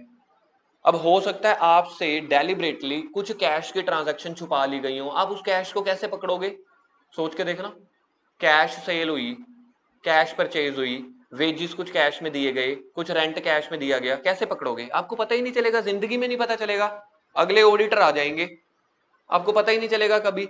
तो तो फिर आप इन्वेस्टिगेशन कर नहीं सकते डाउट पे। वो तो कहेगा भाई साहब हम तो नए सीए को अपॉइंट कर लेंगे, पैसा कमाना है कि नहीं कमाना। तो एट द एंड ऑडिटर फिर एब्सोल्यूट एश्योरेंस ले नहीं पाता, तो फाइनेंशियल स्टेटमेंट की कुछ फ्रॉड और एरर बची रह जाती हैं। जो आपका ऑब्जेक्टिव है एफएस, फ्री फ्रॉम फ्रॉड और एरर होना चाहिए, हो सकता है वो ना हो पाए, तो लिमिटेशन है। उसके बाद है timeliness of financial reporting and decrease in the relevance of information over the time. देखो टाइमलीनेस ऑफ फाइनेंशियल रिपोर्टिंग का मतलब सिंपल समझो ना, आपने डाटा मांगा आज, वो दे रहे हैं कल। या कई बार ऐसा होता है 2023 का डेटा, तो उस टाइम तो लग रहा है ठीक है, लेकिन बाद में पोल खुल रही है 2024 में, या 2023 का कोई ऐसा डाटा है जो 2024 में जब आप करने लगे वो रेलिवेंट ही नहीं रह गया। तो कई ऐसे टाइमली मिसमैनेजमेंट हो जाती है, गैप पड़ जाते हैं, जिससे आप में आपकी कंपनी के अंदर कुछ ना कुछ फ्रॉड, एरर या एक लिमिटेशंस रह जाती हैं। Relevance of information decrease, information की रेलिवेंस मतलब आपके लिए इंपॉर्टेंट है कि नहीं है, वो टाइम के साथ साथ कम हो जाती हैं। और ऑडिटर सारी चीजों को तो वेरीफाई कर नहीं सकता, तो उसको एक बैलेंस बनाना पड़ता है। For example, auditor is conducting the audit of a company since last 2 years. During these 2 years, he has sought the detailed information from the management. वो 2 साल से ऑडिट कर रहा है, उसने मैनेजमेंट से कई तरह की इंफॉर्मेशन ली है. During the third year, he chooses to rely upon the information obtained as a part of पिछले साल की ऑडिट. कह रहा है तीसरे साल जब मैं ऑडिट कर रहा हूं, चलो जो 2 साल में कर लिया मैं उसके ऊपर एक रिलाई कर रहा हूं, विश्वास कर रहा हूं, ठीक है. However, it could be possible that something new has happened and that information is not relevant. आपने सोचा पहले साल दूसरे साल मैंने जो जजमेंट लगाई, मतलब जो कंपनी के अंदर मैनेजर या एम्प्लॉइज था, फॉर एग्जांपल उससे सारा कुछ पूछताछ कर लिया, तीसरे साल ऐसा हो गया मैनेजर हट गया, कोई नई इंफॉर्मेशन मिल गई, आपने सोचा उन पे रिलाई कर लूंगा, लेकिन रिलाई क्या, अब तो कुछ नया घटित हो गया कंपनी में. तो यहां पे भी टाइम टू टाइम इंफॉर्मेशन जो पुरानी होती चली जाती है, तो वो एक गैप पड़ जाता है. तो हो सकता है जो इंफॉर्मेशन के ऊपर आपने पिछले साल रिलाई किया था, ऑडिट कर दिए थे, इस साल वो ना हो. फ्यूचर इवेंट, फ्यूचर इवेंट का मतलब मैंने आपको पीछे समझा दिया है, कंपनी में फ्यूचर में क्या हो रहा है, ठीक है जी, फ्यूचर में क्या हो सकता है उसके लिए हम जिम्मेवार नहीं है. फ्यूचर की इवेंट और कंडीशन कई बार ऐसी हो सकती है कंपनी में, आज तो ठीक है जब मैं साइन कर रहा हूं, लेकिन कुछ ना कुछ फ्लड आ गई, कोई फ्लड आ गई, फायर हो गई, सिचुएशन ऐसी हो गई, प्रोडक्ट बहुत ज्यादा घिस पिट गया, कॉस्टिंग कम ज्यादा हो गई, कोई फ्रॉड निकल के आ गया. ऑडिटर कहेगा भाई फ्यूचर इवेंट के लिए मैं जिम्मेवार नहीं हूं. तो जब ऑडिटर फ्यूचर के लिए बता नहीं सकता, तो जो जिन्होंने फ्यूचर में पैसा लगाना है, रिलाई करना है, उसके लिए तो लिमिटेशन हो गई ना. तो ये 5 लिमिटेशंस हैं जो ऑडिट की रहती ही रहती हैं. पहला था nature of financial reporting. Nature of financial reporting में था कि कई तरह की जजमेंट इन्वॉल्व होती है, ठीक है जी, कई तरह की जजमेंट इन्वॉल्व होती है जिससे कंपनी का प्रॉफिट लॉस कम ज्यादा हो सकता है. नेचर ऑफ ऑडिट प्रोसीजर, आप जैसे उनसे डॉक्यूमेंट मांग रहे हो वो डॉक्यूमेंट ही प्रोवाइड नहीं करते, क्या ही ऑडिट करोगे, ठीक है जी. तीसरा है कि आप इन्वेस्टिगेशन तो कर नहीं सकते, आपको कहीं पे डाउट हो रहा है आप तब भी नहीं बोल सकते, ठीक है जी, क्योंकि आप इनकम टैक्स वाले नहीं हो. चौथा है टाइमलीनेस या फिर डाटा की रेलिवेंसी, ट्रस्ट या उतनी इंपॉर्टेंस अगले साल कम हो जाती होती है, ठीक है. और पांचवा है फ्यूचर इवेंट. फ्यूचर इवेंट के ऊपर आप वैसे भी जजमेंट नहीं देते, आप तो हिस्टोरिकल डेटा के ऊपर देते हो. तो पहला नेचर ऑफ फाइनेंशियल रिपोर्टिंग, दूसरा नेचर ऑफ ऑडिट प्रोसीजर, तीसरा not in the nature of investigation. Nature of financial reporting judgement है, nature of audit procedure nature of investigation, मतलब not in the nature of investigation. उसके बाद है timeliness of financial reporting and decrease the relevance और future event. तो ये आपके पास निकल के आए हैं पॉइंट्स इनहेरेंट लिमिटेशंस के. एक टाइम था जब हमारे पास क्वेश्चंस आते थे, या जब मैंने स्टार्टिंग में पढ़ाना शुरू किया था आज से कुछ साल पहले, तब ना डायरेक्टली क्वेश्चंस भी आ जाते थे कि इनहेरेंट लिमिटेशन को एक्सप्लेन करो. ओवर द इयर्स ये पाया गया, आईसीएससी कहता है कि अब हमने ना टुकुर टुकुर वाले क्वेश्चन नहीं पूछने, write down the inherent limitations. अब वो जान के क्या करते हैं, केस स्टडी दे देते हैं फाइनेंशियल रिपोर्टिंग के पैराग्राफ के बीच में से, फिर आपसे पूछा जाता है, मतलब एक पॉइंट की केस स्टडी बना के पूछ ली जाएगी नेचर ऑफ ऑडिट प्रोसीजर की, ऐसे. बाकी मिलते हैं अगली पार्ट में. ओके जी, बाय बाय. चलिए जी नेक्स्ट टॉपिक पे मूव कर रहे हैं. नेक्स्ट टॉपिक है हमारे पास व्हाट इज एंगेजमेंट.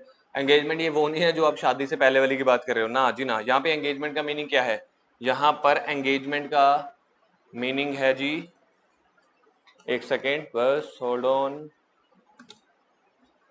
कैमरा खुल गया सामने.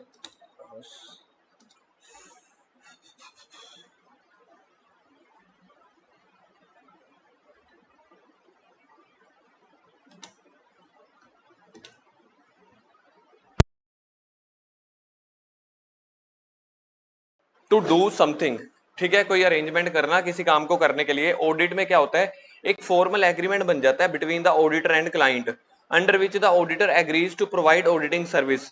It takes the shape of engagement letter. यानी कि यार क्लाइंट और ऑडिटर, ठीक है, वो कह रहे हैं कि आप मेरे लिए ऑडिट कर देना, मतलब मेरे लिए काम कर देना. तो वर्क को बोल दिया गया एंगेजमेंट, ऑडिट को बोल दिया गया एंगेजमेंट. तो इसको एंगेजमेंट लेटर की शेप मिल जाती है. सिंपल सा मतलब है आपको एक एंगेजमेंट लेटर मिल जाता है, मतलब एक पार्टी दूसरी पार्टी को क्या दे देती है, चिट्ठी दे देती है, कहने का मतलब फॉर्मल एग्रीमेंट दे देती है कि भैया ठीक है आपकी ये ड्यूटीज है, ये वाले काम करने हैं, engagement letter. External audit arrangement क्या होता है? एक्सटर्नल ऑडिट एंगेजमेंट का सिंपल मतलब होता है कि हम कॉन्फिडेंस बढ़ा सकें यूजर्स के अंदर, जो भी फाइनेंशियल स्टेटमेंट के यूजर्स हैं जैसे कि गवर्नमेंट, इन्वेस्टर्स, बैंक वाले, लेंडर्स, ठीक है। एक्सटर्नल का मतलब होता है बाहर वालों से। ऑडिट एंगेजमेंट का मतलब है जो ऑडिट का काम आप लोगों ने करवाना है ना, तो किसी बाहर वाले सीए से करवाओ। आप अपनी कंपनी के सीए से करवाओगे, किसी रिलेटिव से करवाओगे, तो उतना कॉन्फिडेंस नहीं आता सामने वाले यूजर्स में कि इसने सही से काम किया होगा या नहीं किया होगा। Such engagement are also reasonable assurance engagement, तो यही आपको रीजनेबल एश्योरेंस दे सकते हैं जो एक्सटर्नल लोग होंगे। कोई बाहर से सीए आके करेगा इंडिपेंडेंट, तभी तो वो सही से ऑडिट कर पाएगा। फॉर एग्जाम्पल, जो इंडिया में कंपनीज हैं उनको हमेशा एक्सटर्नल ऑडिटर से ही अपनी ऑडिट करवानी पड़ती है। ऐसा नहीं हो सकता कि आपको कंपनी के अंदर उन्होंने जॉब पे रखा और आपको बोला कि चलो एक काम करो ऑडिट कर दो, ऐसा नहीं होगा। Even non corporate entities, non corporate entities मतलब पार्टनरशिप फर्म हो गया, सोल प्रोप्राइटर हो गया, वो भी अपनी एक्सटर्नल ऑडिटर से ही ऑडिट करवाते हैं ताकि उसके बेनिफिट लिए जा सके, इंडिपेंडेंसी की जा सके। उसके बाद वही आ गया बेनिफिट ऑफ ऑडिट। क्या होते हैं बेनिफिट ऑफ ऑडिट? सबसे पहला है कि audited accounts provide the high quality information, it gives the confidence to users that information on which they are relying is qualitative, मतलब इंफॉर्मेशन सारी अच्छी है, ठीक है, बढ़िया है, अच्छे से चेक की गई है। And it is the outcome of the exercise carried out by the following accounting standard. तो सबसे पहला तो ये है कि high, number one, high quality information, high quality information provide की जाती है, ठीक है जी। और यूजर्स मतलब एएस के अकॉर्डिंग, स्टैंडर्ड्स ऑन ऑडिटिंग के अकॉर्डिंग ऑडिट की गई है। कंपनी के केस में शेयर होल्डर हो सकता है कि डेली रूटीन में कंपनी के अंदर वो एक्टिव नहीं है, ऑपरेशनल नहीं है। फाइनेंशियल स्टेटमेंट कौन प्रोवाइड करता है या प्रिपेयर करता है? मैनेजमेंट। फाइनेंशियल स्टेटमेंट बनाने की जिम्मेवारी मैनेजमेंट की, ऑडिट करने की जिम्मेवारी सीए की।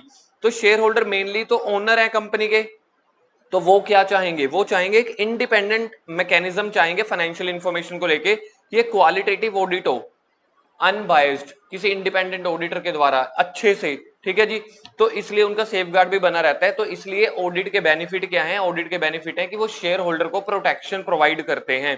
तीसरा, act as a moral check on the employees committing the fraud. अगर ऑडिट सही से हो रही है तो आप सारा कुछ देखोगे, क्या जो एम्बेजलमेंट, थेफ्ट तो कुछ नहीं हो रहा, सारी जर्नल एंट्रीज ठीक से रिकॉर्ड की हैं, कुछ इन्फॉर्मेशन हिडन तो नहीं है, रिपीटेशन में तो नहीं है। तो ये सारे ऑडिट क्या करता है? एक बेनिफिट प्रोवाइड करता है। गवर्नमेंट अथॉरिटीज को टैक्स कैलकुलेट करने के काम में आता है, ठीक है। जो लैंडर्स हैं, बैंकर्स हैं, क्रेडिटर्स हैं, ठीक है, उन वो अपने क्रेडिट डिसीजन अच्छे से ले सकते हैं कंपनी की ऑडिटेड फाइनेंशियल स्टेटमेंट को देख के। फ्रॉड और एरर्स पता चल जाते हैं।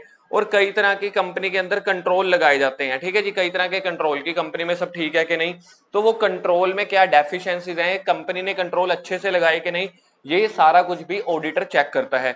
नंबर वन सबसे पहला क्या था? सबसे पहला था हाई क्वालिटी इंफॉर्मेशन। उसके बाद था शेयर होल्डर की प्रोटेक्शन करता है। उसके बाद तीसरा था moral check on the employees. Fourth one था, ठीक है जी, फोर्थ आपके पास क्या था? गवर्नमेंट को हेल्प करता है। पांचवा लैंडर्स, बैंकर्स, क्रेडिट डिसीजन को। सिक्स्थ फ्रॉड और एरर को। सेवंथ वेरियस कंट्रोल और उसकी डेफिशिएंसी चेक करता है।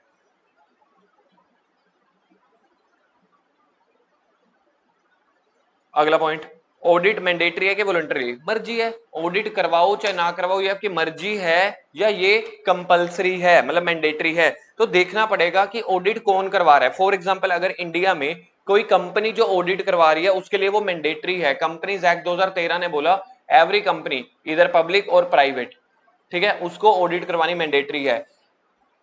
सोल प्रोप्राइटरशिप, सोल प्रोप्राइटरशिप में ऑडिट कंपलसरी नहीं होती, लेकिन अगर आपकी टर्नओवर एक लिमिट से ऊपर हो जाती है, 1 CR से ऊपर, 2 CR से ऊपर, थ्रेशोल्ड लिमिट चेंज होती रहती है, तो अगर आपकी 1 करोड़ से ज्यादा की टर्नओवर है तो आपको ऑडिट करवानी कंपलसरी है। पार्टनरशिप फर्म के भी कुछ ऐसे केसेस होते हैं।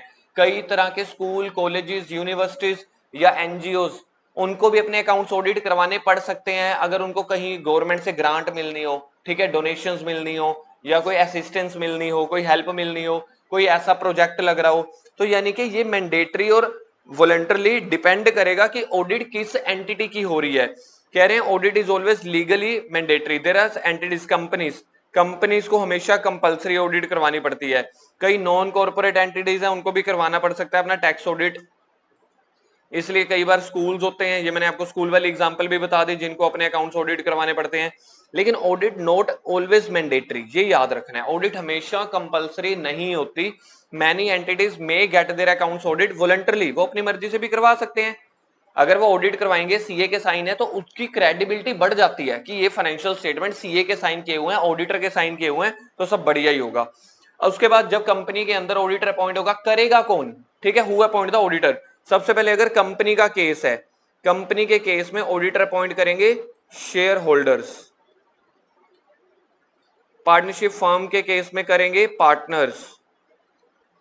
सोल प्रोप्राइटर के केस में करेगा ओनर, जो सिंगल ओनर है। ठीक है, ये लोग करेंगे। तो सबसे पहले क्या है कि मेंबर्स यानी कि शेयर होल्डर अपॉइंट करेंगे एनुअल जर्नल मीटिंग में। शेयर होल्डर मेन कंपनी के ओनर यानी कि मालिक होते हैं, इसलिए उनको दिया गया अधिकार।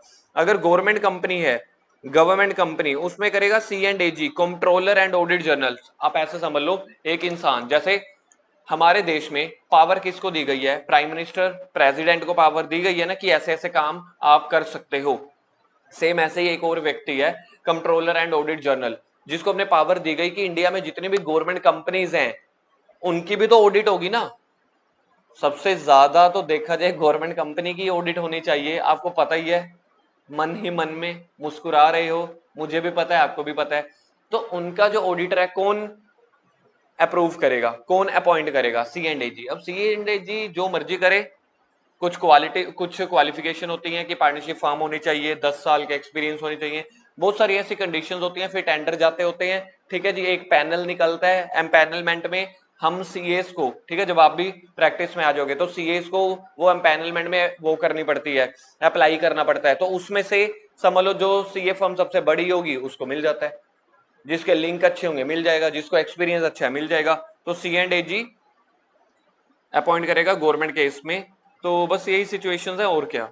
ठीक है जी। फिर to whom the report is submitted. अब क्वेश्चन कह रहा है कि जब सीए ने, ऑडिटर ने ये सारा काम ऑडिट कर दी, रिपोर्ट बना के दे दी, लो जी भैया ये लो रिपोर्ट बन चुकी है। अब ये रिपोर्ट हमने किसको देनी है?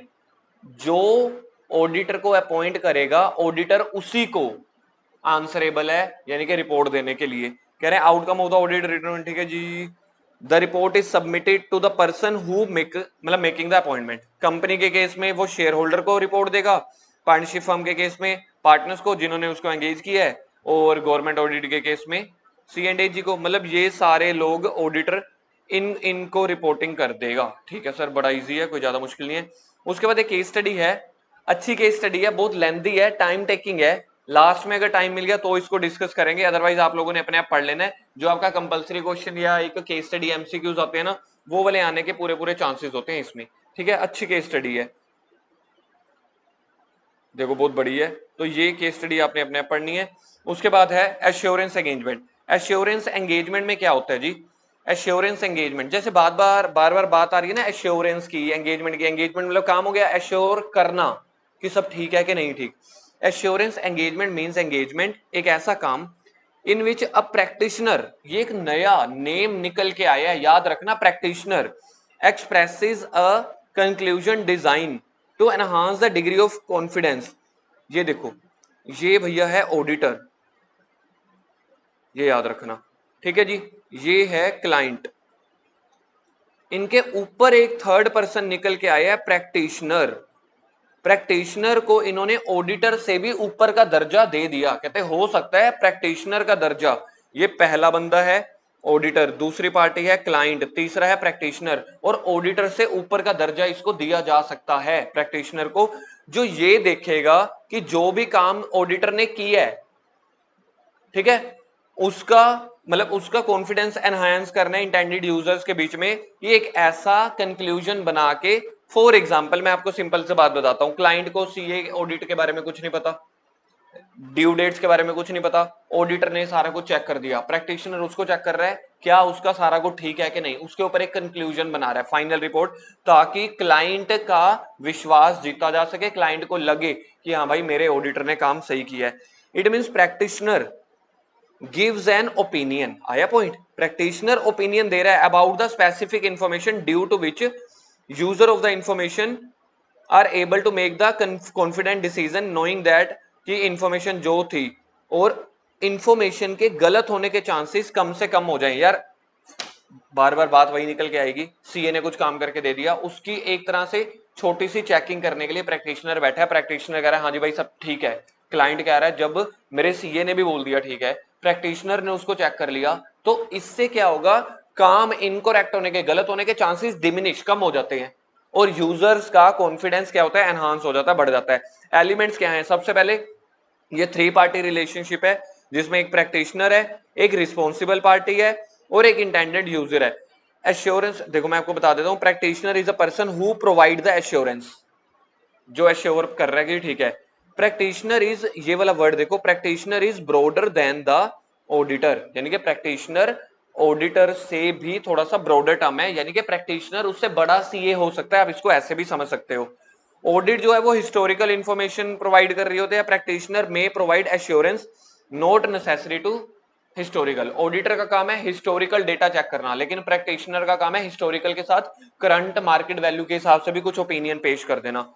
सेकंड कह रहे हैं रिस्पॉन्सिबल पार्टी वो है जो प्रिपरेशन ऑफ सब्जेक्ट मैटर है, जो उस सब्जेक्ट मैटर को बना रही है, जो हमने अपने केस में ऑडिटर लिया, इसमें कोई और पर्सन भी आ सकता है, जो स्पेसिफिक इंफॉर्मेशन को, क्लाइंट के किसी स्पेसिफिक इंफॉर्मेशन को बना रही है, तैयार कर रही है, मैनेजमेंट भी हो सकती है, हमने ऑडिटर उठा लिया था। और तीसरा आपके पास है इंटेंडेड यूजर। इंटेंडेड यूजर वो है जिसको वो एश्योरेंस रिपोर्ट बना के देगा प्रैक्टिशनर, मतलब जिसको अपने, मतलब जिसको काम करवाना है, सिंपल, दीज पर्संस में यूज द रिपोर्ट। सेकंड है एप्रोप्रिएट सब्जेक्ट मैटर, कोई एक एप्रोप्रिएट सब्जेक्ट मैटर होना चाहिए जो ऑडिटर या वो रिस्पॉन्सिबल पार्टी जो है, ठीक है, सेकंड वाली रिस्पॉन्सिबल पार्टी जो उस काम को बना रही है, चेक कर रही है, तो वो कोई इंपॉर्टेंट इंफॉर्मेशन हो सकती है, टैक्स की कैलकुलेशन हो सकती है, टर्नओवर का कोई सर्टिफिकेट हो सकता है, कुछ भी हो सकता है। Suitable criteria, these refer to the benchmark used to evaluate the subject matter like standards, guidance, ठीक है जी, जो भी सुटेबल क्राइटेरिया होगा उसके हिसाब से वो सब्जेक्ट मैटर बनाएगा, ठीक है, कौन, responsible party. Sufficient and appropriate audit evidence, practitioner perform assurance engagement to obtain the sufficient and appropriate audit evidence, जो प्रैक्टिशनर अपना एश्योरेंस का एक तरह से एश्योरेंस देगा ना क्लाइंट को, तो प्रैक्टिशनर पहले सफिशिएंट यानी कि सही जितने उसको एविडेंस चाहिए पहले वो उससे प्राप्त करेगा, क्लाइंट से भी, दूसरी पार्टी से भी एप्रोप्रिएट एविडेंसेस प्राप्त करेगा, जिसके बेसिस पे वो अपना कंक्लूजन ड्रॉ करेगा। सफिशिएंट का मतलब होता है जितने एविडेंस हमें चाहिए, ठीक है, क्वांटिटी, सफिशिएंट का मतलब होता है क्वांटिटी, जितने हमें एविडेंस चाहिए उतने मिले हैं कि नहीं मिले। एप्रोप्रिएट का मतलब होता है क्वालिटी, जिस तरह के एविडेंसेस, परचेज के बिल, सेल के बिल, बैंक स्टेटमेंट मुझे चाहिए वो मिले कि नहीं, इन सभी क्वालिटी और क्वांटिटी को ध्यान में रख के, यानी कि सफिशिएंसी और एप्रोप्रिएटनेस को ध्यान में रख के वो अपना ओपिनियन देता है। कौन अपना ओपिनियन देगा, प्रैक्टिशनर। कौन सा, assurance opinion. Evidences should be both sufficient and appropriate, और रिटर्न एश्योरेंस रिपोर्ट मिलेगी एप्रोप्रिएट फॉर्म में। ऐसा नहीं है कि आपने बोल दिया कि भाई जो ऑडिटर करके गया या जो रिस्पॉन्सिबल पार्टी करके गई है सब ठीक है, ऐसा नहीं, एक अच्छी रिटर्न रिपोर्ट देंगे फॉर्मल वे में, that conveys the assurance about the subject matter. A return assurance report is outcome of N assurance engagement, ठीक है, कि मैंने काम कर दिया कि नहीं कर दिया। उसके बाद है ऑडिट वर्सेस रिव्यू। जैसे कि हमने देखा ऑडिट तो एक रीजनेबल एश्योरेंस है, ठीक है, it provide the reasonable assurance की कंपनी में सब ठीक ठाक है यार मेरे अकॉर्डिंग, या सब कुछ ओके है जी।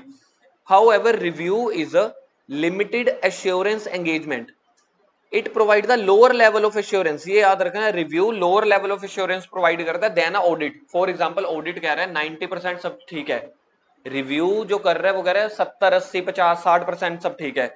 Review involves a fewer procedure and gather the sufficient appropriate audit evidence on the basis of which the limited conclusion can be drawn. However, both audit and review are related to financial statement prepared on the basis of, यार simple सी बात है, auditor ने इतना मत्था मारा, इतना मत्था मारा, 15 दिन में, 15 डेज में किसी क्लाइंट्स की ऑडिट पूरी की, फिर हम क्या करते हैं ऐसे ही ना, देखो जैसे केपीएमजी या बिग फोर्स हैं, ठीक है जी, उनमें क्या होता है, एक जॉब पे बैठा है जी एक सीए, वो किसी क्लाइंट की ऑडिट करने गया, ठीक है, बिग फोर में जॉब करते हैं हम किसी क्लाइंट की, फॉर एग्जांपल टाटा की ऑडिट करने गए। अब जो सीए बंदा ऑडिट करने गया उसने इस काम को करने के लिए, इस एंगेजमेंट को करने के लिए, इस एंगेजमेंट को करने के लिए, ऑडिट को करने के लिए, या किसी एक प्रोजेक्ट को पूरा करने के लिए 15 डेज लगा दिए। इसको बोलते हैं कि ऑडिटर ने एंगेजमेंट पूरा कर लिया, रीजनेबल एश्योरेंस की रिपोर्ट बना ली, रिव्यूअर एक और अपॉइंट कर रहा है, बिग फोर एक और जॉब क्रिएट कर रहा है रिव्यूअर की, बिग फोर एक और जॉब अपॉइंट मतलब एक नई जॉब बना रहा है रिव्यूअर की, जो ये वाले 15 दिन की जो रिपोर्ट बनी है, काम किया, इसको रिव्यू करेगा। तो वो हो सकता है 1 दिन में करे, 2 दिन में करे, 3 दिन में करे, हो सकता है इसका सुपरवाइजर या सीनियर रिव्यू करे। तो ये हो गया। लेकिन ऑडिटर जो रिपोर्ट दे रहा है वो दे रहा है रीजनेबल एश्योरेंस, रिव्यूअर जो रिपोर्ट दे रहा है वो पूरा डिटेल में 15 दिन तो करेगा नहीं, 15 दिन का काम वो 2 दिन में चेक कर रहा है, 1 दिन में चेक कर रहा है, तो ये लोअर एश्योरेंस प्रोवाइड करता है। ठीक है जी। देखो जी, हमने देख लिया था रिव्यू का, थोड़ा सा मीनिंग देख लिया था। रिव्यू का मतलब मेनली क्या था, लोअर लेवल ऑफ एश्योरेंस देना है जो ऑडिट से थोड़ा सा कम होता है। कहने का मतलब एक किए हुए काम को थोड़ा बहुत अच्छे थोड़ा सा और चेक कर लेना किसी के थ्रू। अब अगला टॉपिक है आपके पास 13.3 types of assurance engagement. Assurance engagement का मतलब क्या है, एंगेजमेंट मतलब काम करना यानी कि ऑडिट करना, एश्योरेंस किस तरह से आप सामने वाले क्लाइंट को एश्योर करते हो, एक रीजनेबल एश्योरेंस देते हो या लिमिटेड एश्योरेंस देते हो। रीजनेबल एश्योरेंस हम कहां पे देते हैं, ऑडिटिंग में। जब हम किसी क्लाइंट का ऑडिट वर्क कर रहे हैं, इंडिपेंडेंट ऑडिट कर रहे हैं, तो हम उसको रीजनेबल एश्योरेंस देते हैं कि material misstatement as a whole free है from the material, financial statement as a whole free है फ्रॉम द मटेरियल मिसस्टेटमेंट। कह रहे हैं कि एश्योरेंस एंगेजमेंट प्रोवाइड एश्योरेंस। हम अगर कोई भी एश्योरेंस एंगेजमेंट करवाएं किसी भी व्यक्ति से, चाहे वो सीए से, चाहे ऑडिटर से, किसी से भी, तो हमारा काम क्या है, सामने वाले से अगर हम कोई एंगेजमेंट कराते हैं तो उसको एश्योर प्रोवाइड करना। तो एश्योरेंस एंगेजमेंट कोई भी काम एश्योरेंस प्रोवाइड करता है यूजर्स को, बिल्कुल ठीक है। The difference is degree. Main difference क्या है, डिग्री की। अगर रीजनेबल एश्योरेंस यानी कि अगर आप ऑडिट करवाते हो ऑडिटर से, तो वो आपको रीजनेबल एश्योरेंस देगा। रीजनेबल एश्योरेंस क्या होता है, एक हाई लेवल एश्योरेंस। कहने का मतलब ये है, एश्योरेंस में अगर आप ऑडिट करवाते हो यानी कि रीजनेबल एश्योरेंस करवाते हो, तो ऑडिट जो है वो आपको रीजनेबल एश्योरेंस प्रोवाइड करती है। रीजनेबल एश्योरेंस का मतलब क्या है, एक high level of assurance provide करती है, बिल्कुल ठीक है जी। जबकि लिमिटेड एश्योरेंस एंगेजमेंट, कई बार आप क्या करते हो, पूरा ऑडिट ना करवा के रिव्यू करवाते हो, तो उस रिव्यू में हमें क्या मिलता है, लिमिटेड एश्योरेंस मिलता है, जो कि लोअर लेवल ऑफ एश्योरेंस होता है। आपने किसी से ऑडिट करवाई, उसने रीजनेबल एश्योरेंस दिया, जिसका मतलब है हाई लेवल ऑफ एश्योरेंस। दूसरा, आपने रिव्यू करवाया, रिव्यू में आप रीजनेबल एश्योरेंस नहीं देते, रिव्यू में आप लोग लिमिटेड, रिव्यू में आप लोग क्या करते हो, लिमिटेड एश्योरेंस देते हो। लिमिटेड एश्योरेंस का मतलब है थोड़ा सा low level of assurance.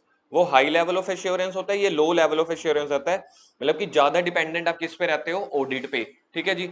It is only a moderate level of assurance. अब पढ़ के देखते हैं क्या रीजनेबल एश्योरेंस क्या होता है, लिमिटेड एश्योरेंस क्या होता है। अगर आप रीजनेबल एश्योरेंस चाहते हो और वैसी एंगेजमेंट करवाना चाहते हो, मतलब आप दो तरह के काम करवाना चाहते हो, एक रीजनेबल एश्योरेंस लेना चाहते हो सामने वाले से, या फिर अगर आप लिमिटेड एश्योरेंस करवाना चाहते हो। जो रीजनेबल एश्योरेंस आप करवाते हो वो एक हाई लेवल ऑफ एश्योरेंस होता है, जबकि लिमिटेड एश्योरेंस एंगेजमेंट, अगर आपने किसी को अपॉइंट किया लिमिटेड एश्योरेंस के काम के लिए, तो वो लोअर लेवल ऑफ एश्योरेंस देगा देन द रीजनेबल, वो रीजनेबल जितना नहीं दे पाएगा। हम एक एग्जांपल से समझते हैं। फॉर एग्जांपल, रीजनेबल लेवल में आपको 90 से 95% का एश्योरेंस मिल जाता है, तो इसमें आपको कितना मिलेगा, इसमें आपको 70 से 80 मिल जाएगा, 60 से 70 मिल जाएगा, 80 से 90 मिल जाएगा। Point number 2, reasonable assurance engagement अगर आप करवा रहे हो, तो फॉर एग्जांपल आप ऑडिट करवा रहे हो, रीजनेबल एश्योरेंस ऑडिट अगर एंगेजमेंट आप करवा रहे हो, तो फॉर एग्जांपल आप क्या करवा रहे हो, आप ऑडिट करवा रहे हो अपनी बैलेंस शीट की, फाइनेंशियल स्टेटमेंट की, तो उसमें इलेबोरेट और एक्सटेंसिव प्रोसीजर, मतलब कि एविडेंसेस ऑब्टेन करने के लिए आपको मतलब डिटेल प्रोसीजर लगाना पड़ता है। यहाँ पे लिमिटेड एश्योरेंस में आपको फ्यूअर प्रोसीजर लगाने पड़ते हैं, यहाँ पे एक्सटेंसिव यानी कि डिटेल्ड प्रोसीजर।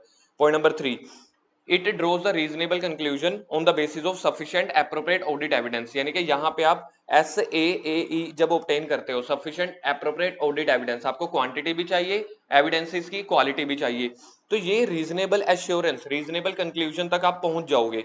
और यहाँ पे इन्वॉल्व है, आप जो SAE ऑब्टेन करते हो to draw the limited conclusion, वहां पे आप रीजनेबल कंक्लूजन पे पहुंचते हो, यहां पे आप लिमिटेड कंक्लूजन पे पहुंचते हो कि हाँ यार फिलहाल के लिए तो ठीक ही है। फोर्थ एग्जांपल है ऑफ रीजनेबल एश्योरेंस एंगेजमेंट का ऑडिट, वो तो मैंने ऊपर ही लिख दिया था, ये देखो ऑडिट। और यहाँ का एग्जांपल क्या है, example of limited assurance engagement is review.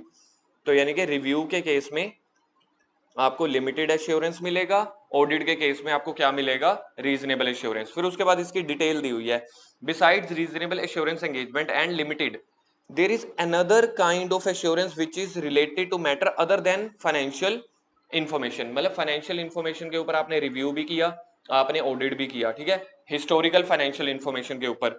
लेकिन कई बार हमें प्रोस्पेक्टिव फाइनेंशियल इंफॉर्मेशन, प्रोस्पेक्टिव मतलब फ्यूचर से रिलेटेड, कि कंपनी की सेल सच में इतनी बढ़ जाएगी, कंपनी के एडवर्टीजमेंट के खर्चे कम हो जाएंगे, कंपनी में प्रॉफिटेबल होने के चांसेस हैं, ठीक है, तो वहां पे आप हिस्टोरिकल डेटा की ऑडिट नहीं करते, हिस्टोरिकल डेटा की एंगेजमेंट नहीं करते, तो ये मतलब आप कंपनी के इंटरनल कंट्रोल्स वगैरह को चेक करते हो। प्रोस्पेक्टिव फाइनेंशियल इंफॉर्मेशन ये आ रहा है, prospective financial information means information based on the assumption about the event that may occur in the future, circle कर लेना।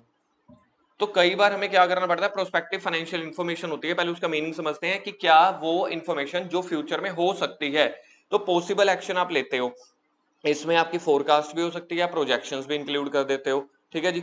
It is to be noted that such type of assurance engagement examination is not the historical. तो यहां पे आप historical data को check नहीं करते, ठीक है जी। प्रोस्पेक्टिव फाइनेंशियल इंफॉर्मेशन फ्यूचर से रिलेटेड आपको चेक करते हो।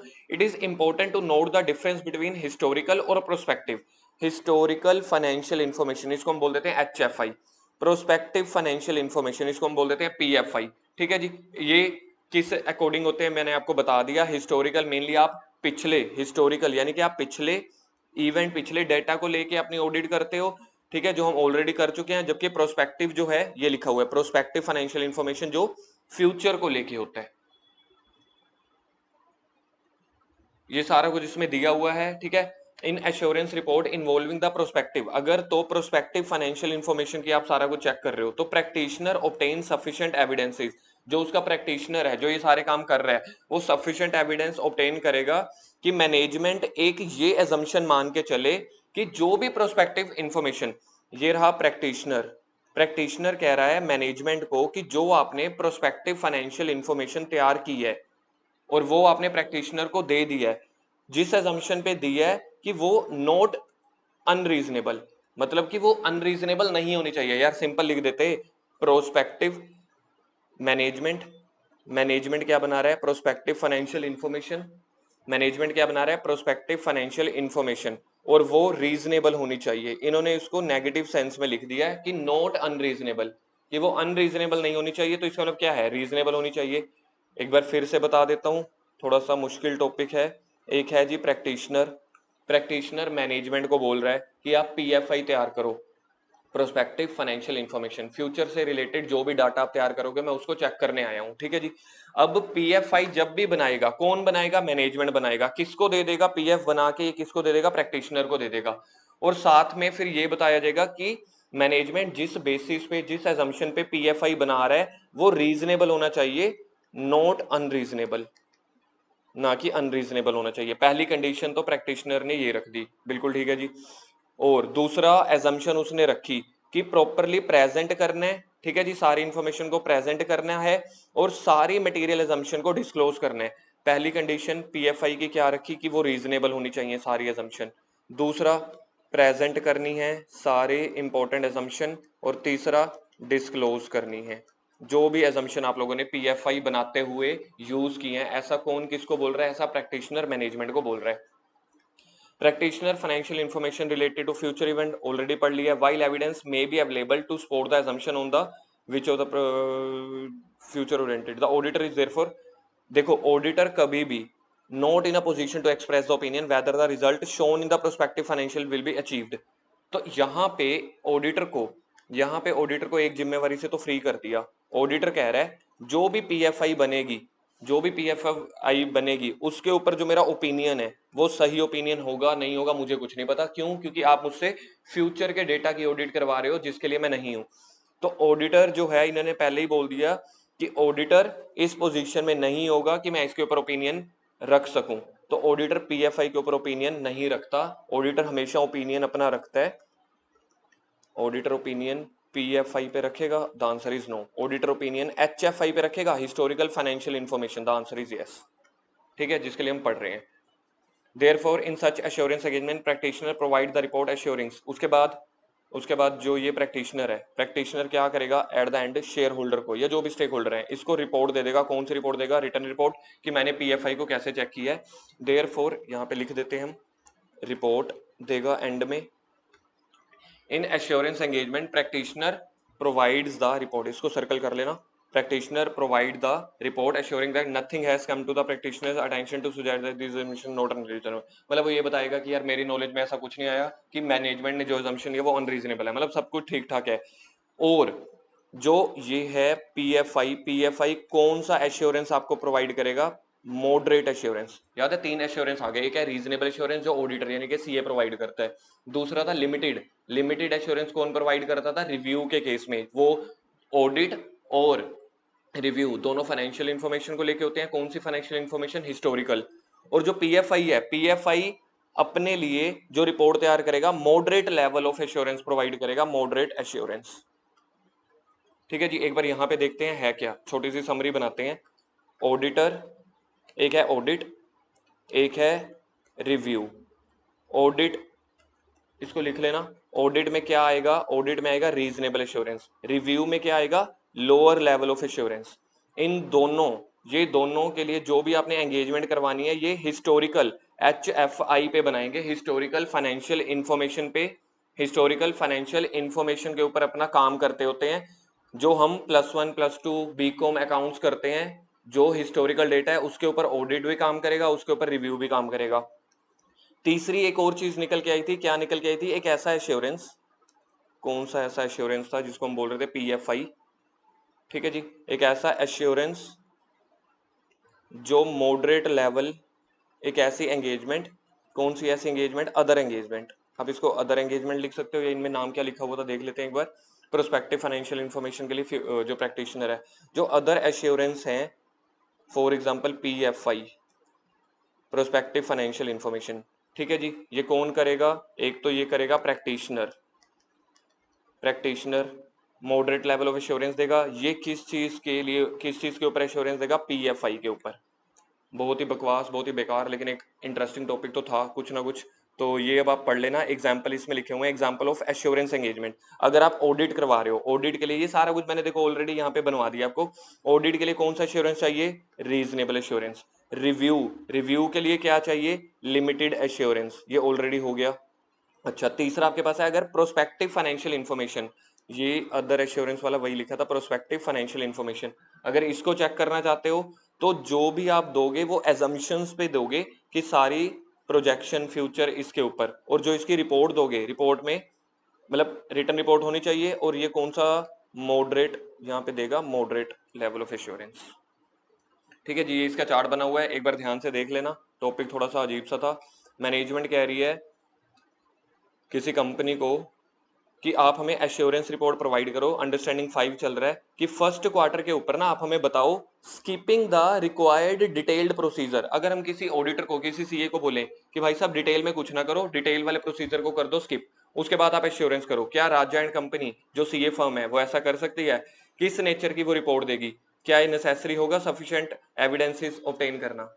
तो यहाँ पे आपको क्या करना पड़ेगा? अगर आप स्किप कर रहे हो डिटेल प्रोसीजर, अगर आप skip, you are skipping the detail procedure, then you have to do audit engagement और रिव्यू। Answer is review. इसका एक बार आंसर देख लेते हैं, मैंने खुद नहीं देखा। इसका आंसर होना चाहिए अंडरस्टैंडिंग 5 का रिव्यू। क्यों? क्योंकि डिटेल प्रोसीजर को स्किप करवा रहे हैं कंपनी वाले।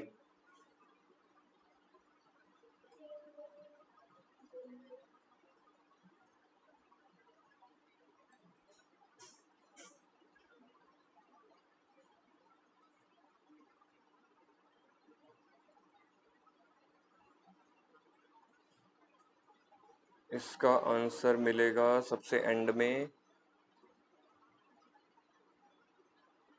टेस्ट योर अंडरस्टैंडिंग का 5। ओहो,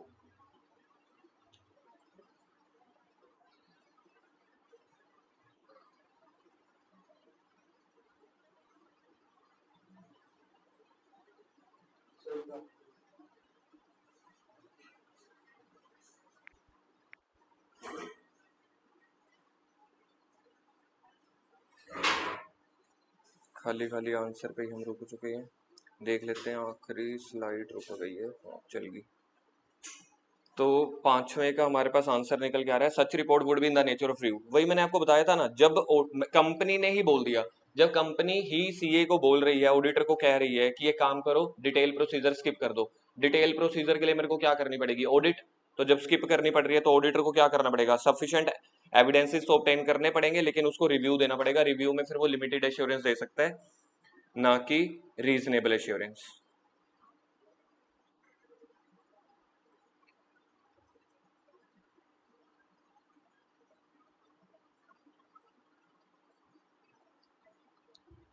उसके बाद है क्वालिटीज ऑफ ऑडिटर। ऑडिटर्स में क्या क्वालिटी होनी चाहिए? यही देखो आईसीए की दिक्कत है, इसको पॉइंट में भी बना सकता था। सबसे पहले बोला कि फाइनेंशियल मैटर के ऊपर ऑडिटर जो है ओपिनियन देगा, जिसके अंदर ह्यूमन फैसिलिटी, एरर, फ्रॉड, ये सारा कुछ देखते हैं। दूसरे नंबर पे उसको बताया tact, question, firmness, good temper, integrity, जितने भी संस्कार और जितने भी अच्छी आदतें हैं वो कह रहे हैं भाई साहब सीए के अंदर होनी चाहिए। सारी आदतें ऑडिटर अपने अंदर बना लेना चाहिए। Clear headedness, reliability of some qualities. ठीक है जी। सेकंड नंबर पे बताया कि ये सारी क्वालिटीज ऑडिटर के अंदर होनी चाहिए। पॉइंट नंबर 3 कह रहे हैं कि he must have the shine of culture for attaining the great Heights. ये लाइन पिछले बार ओल्ड सिलेबस में भी थी, अब भी है। Shine of culture for attaining great Heights, मतलब कह रहे हैं कि भाई साहब एक ऐसी ऑडिट करना कि ग्रेट हाइट्स पे पहुंच सको, ऐसा कल्चर बना के चलना कि इंटीग्रिटी कंपनी की अच्छी हो, इंडिपेंडेंस वाली भी। अंदर आके बैठ जाओ आप लोग।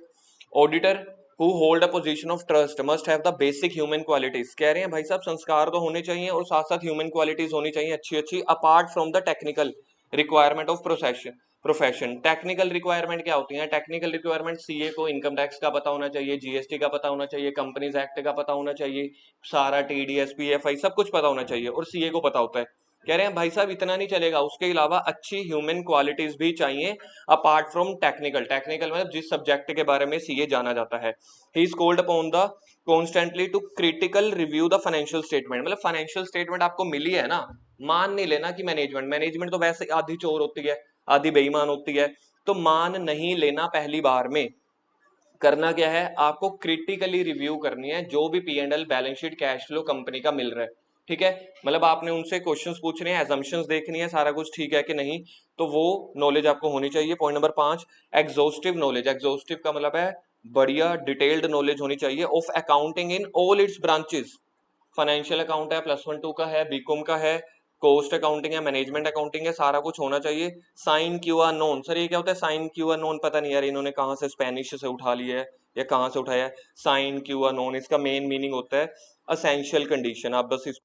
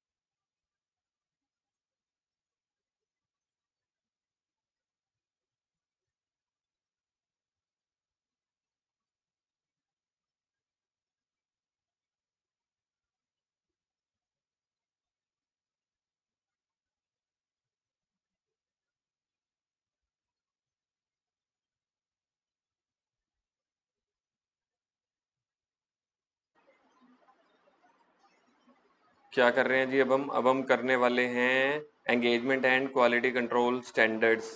Engagement and quality control standards क्या होते हैं? सिंपल सी बात है यार, यहाँ पे स्टैंडर्ड्स की बातें हो रही हैं। कौन कौन से स्टैंडर्ड्स होते हैं? ठीक है जी। स्टैंडर्ड्स दो तरीके के होते हैं। एक होते हैं हमारे पास, ठीक है, तो पहले हम लिखेंगे स्टैंडर्ड्स। स्टैंडर्ड्स दो तरीके के होते हैं। एक होते हैं हमारे पास क्वालिटी कंट्रोल स्टैंडर्ड, जिसको हम बोलते हैं SQC, standards on quality control, यानी कि क्वालिटी कंट्रोल स्टैंडर्ड्स। दूसरे होते हैं एंगेजमेंट स्टैंडर्ड्स। एंगेजमेंट स्टैंडर्ड सबसे पहले आपको ये याद रखना है। ठीक है जी। जितने भी हमारे ये एंगेजमेंट स्टैंडर्ड्स हैं, ये सारे होते हैं एस से। ठीक है, SRE, SAE, SRS, आप इसको थोड़ा सा डायग्राम सा बना लेना। स्टैंडर्ड्स कितने तरह के होते हैं समझ लो, दो तरह के स्टैंडर्ड्स होते हैं, एसक्यूसी यानी कि क्वालिटी कंट्रोल के स्टैंडर्ड्स, और एंगेजमेंट स्टैंडर्ड्स। एंगेजमेंट मतलब काम करने के स्टैंडर्ड्स जो आपको क्लाइंट अपॉइंट करता है।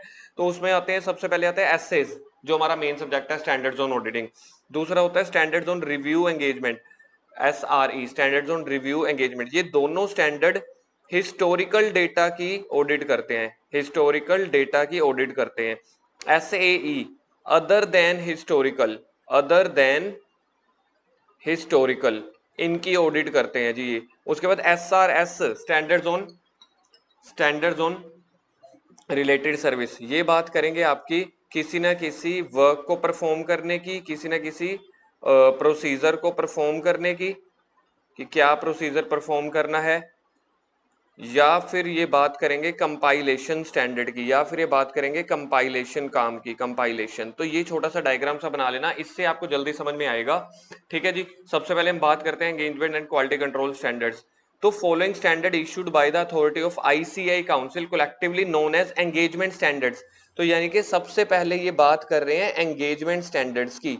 एंगेजमेंट स्टैंडर्ड्स ये वाले हैं, engagement and quality control standard. आप इसको ऐसे समझ सकते हो, engagement standard number 1, number 2 quality control standard, जिसको हम SQC बोलते हैं। ये मैंने आपको डायग्राम सा बनवा दिया। ठीक है जी, तो सबसे पहले जो ICAI स्टैंडर्ड्स इश्यू करता है, इन्हीं को ही बोला जाता है एंगेजमेंट स्टैंडर्ड्स। इनकी बात हो रही है। एंगेजमेंट स्टैंडर्ड्स में सबसे पहले है SA।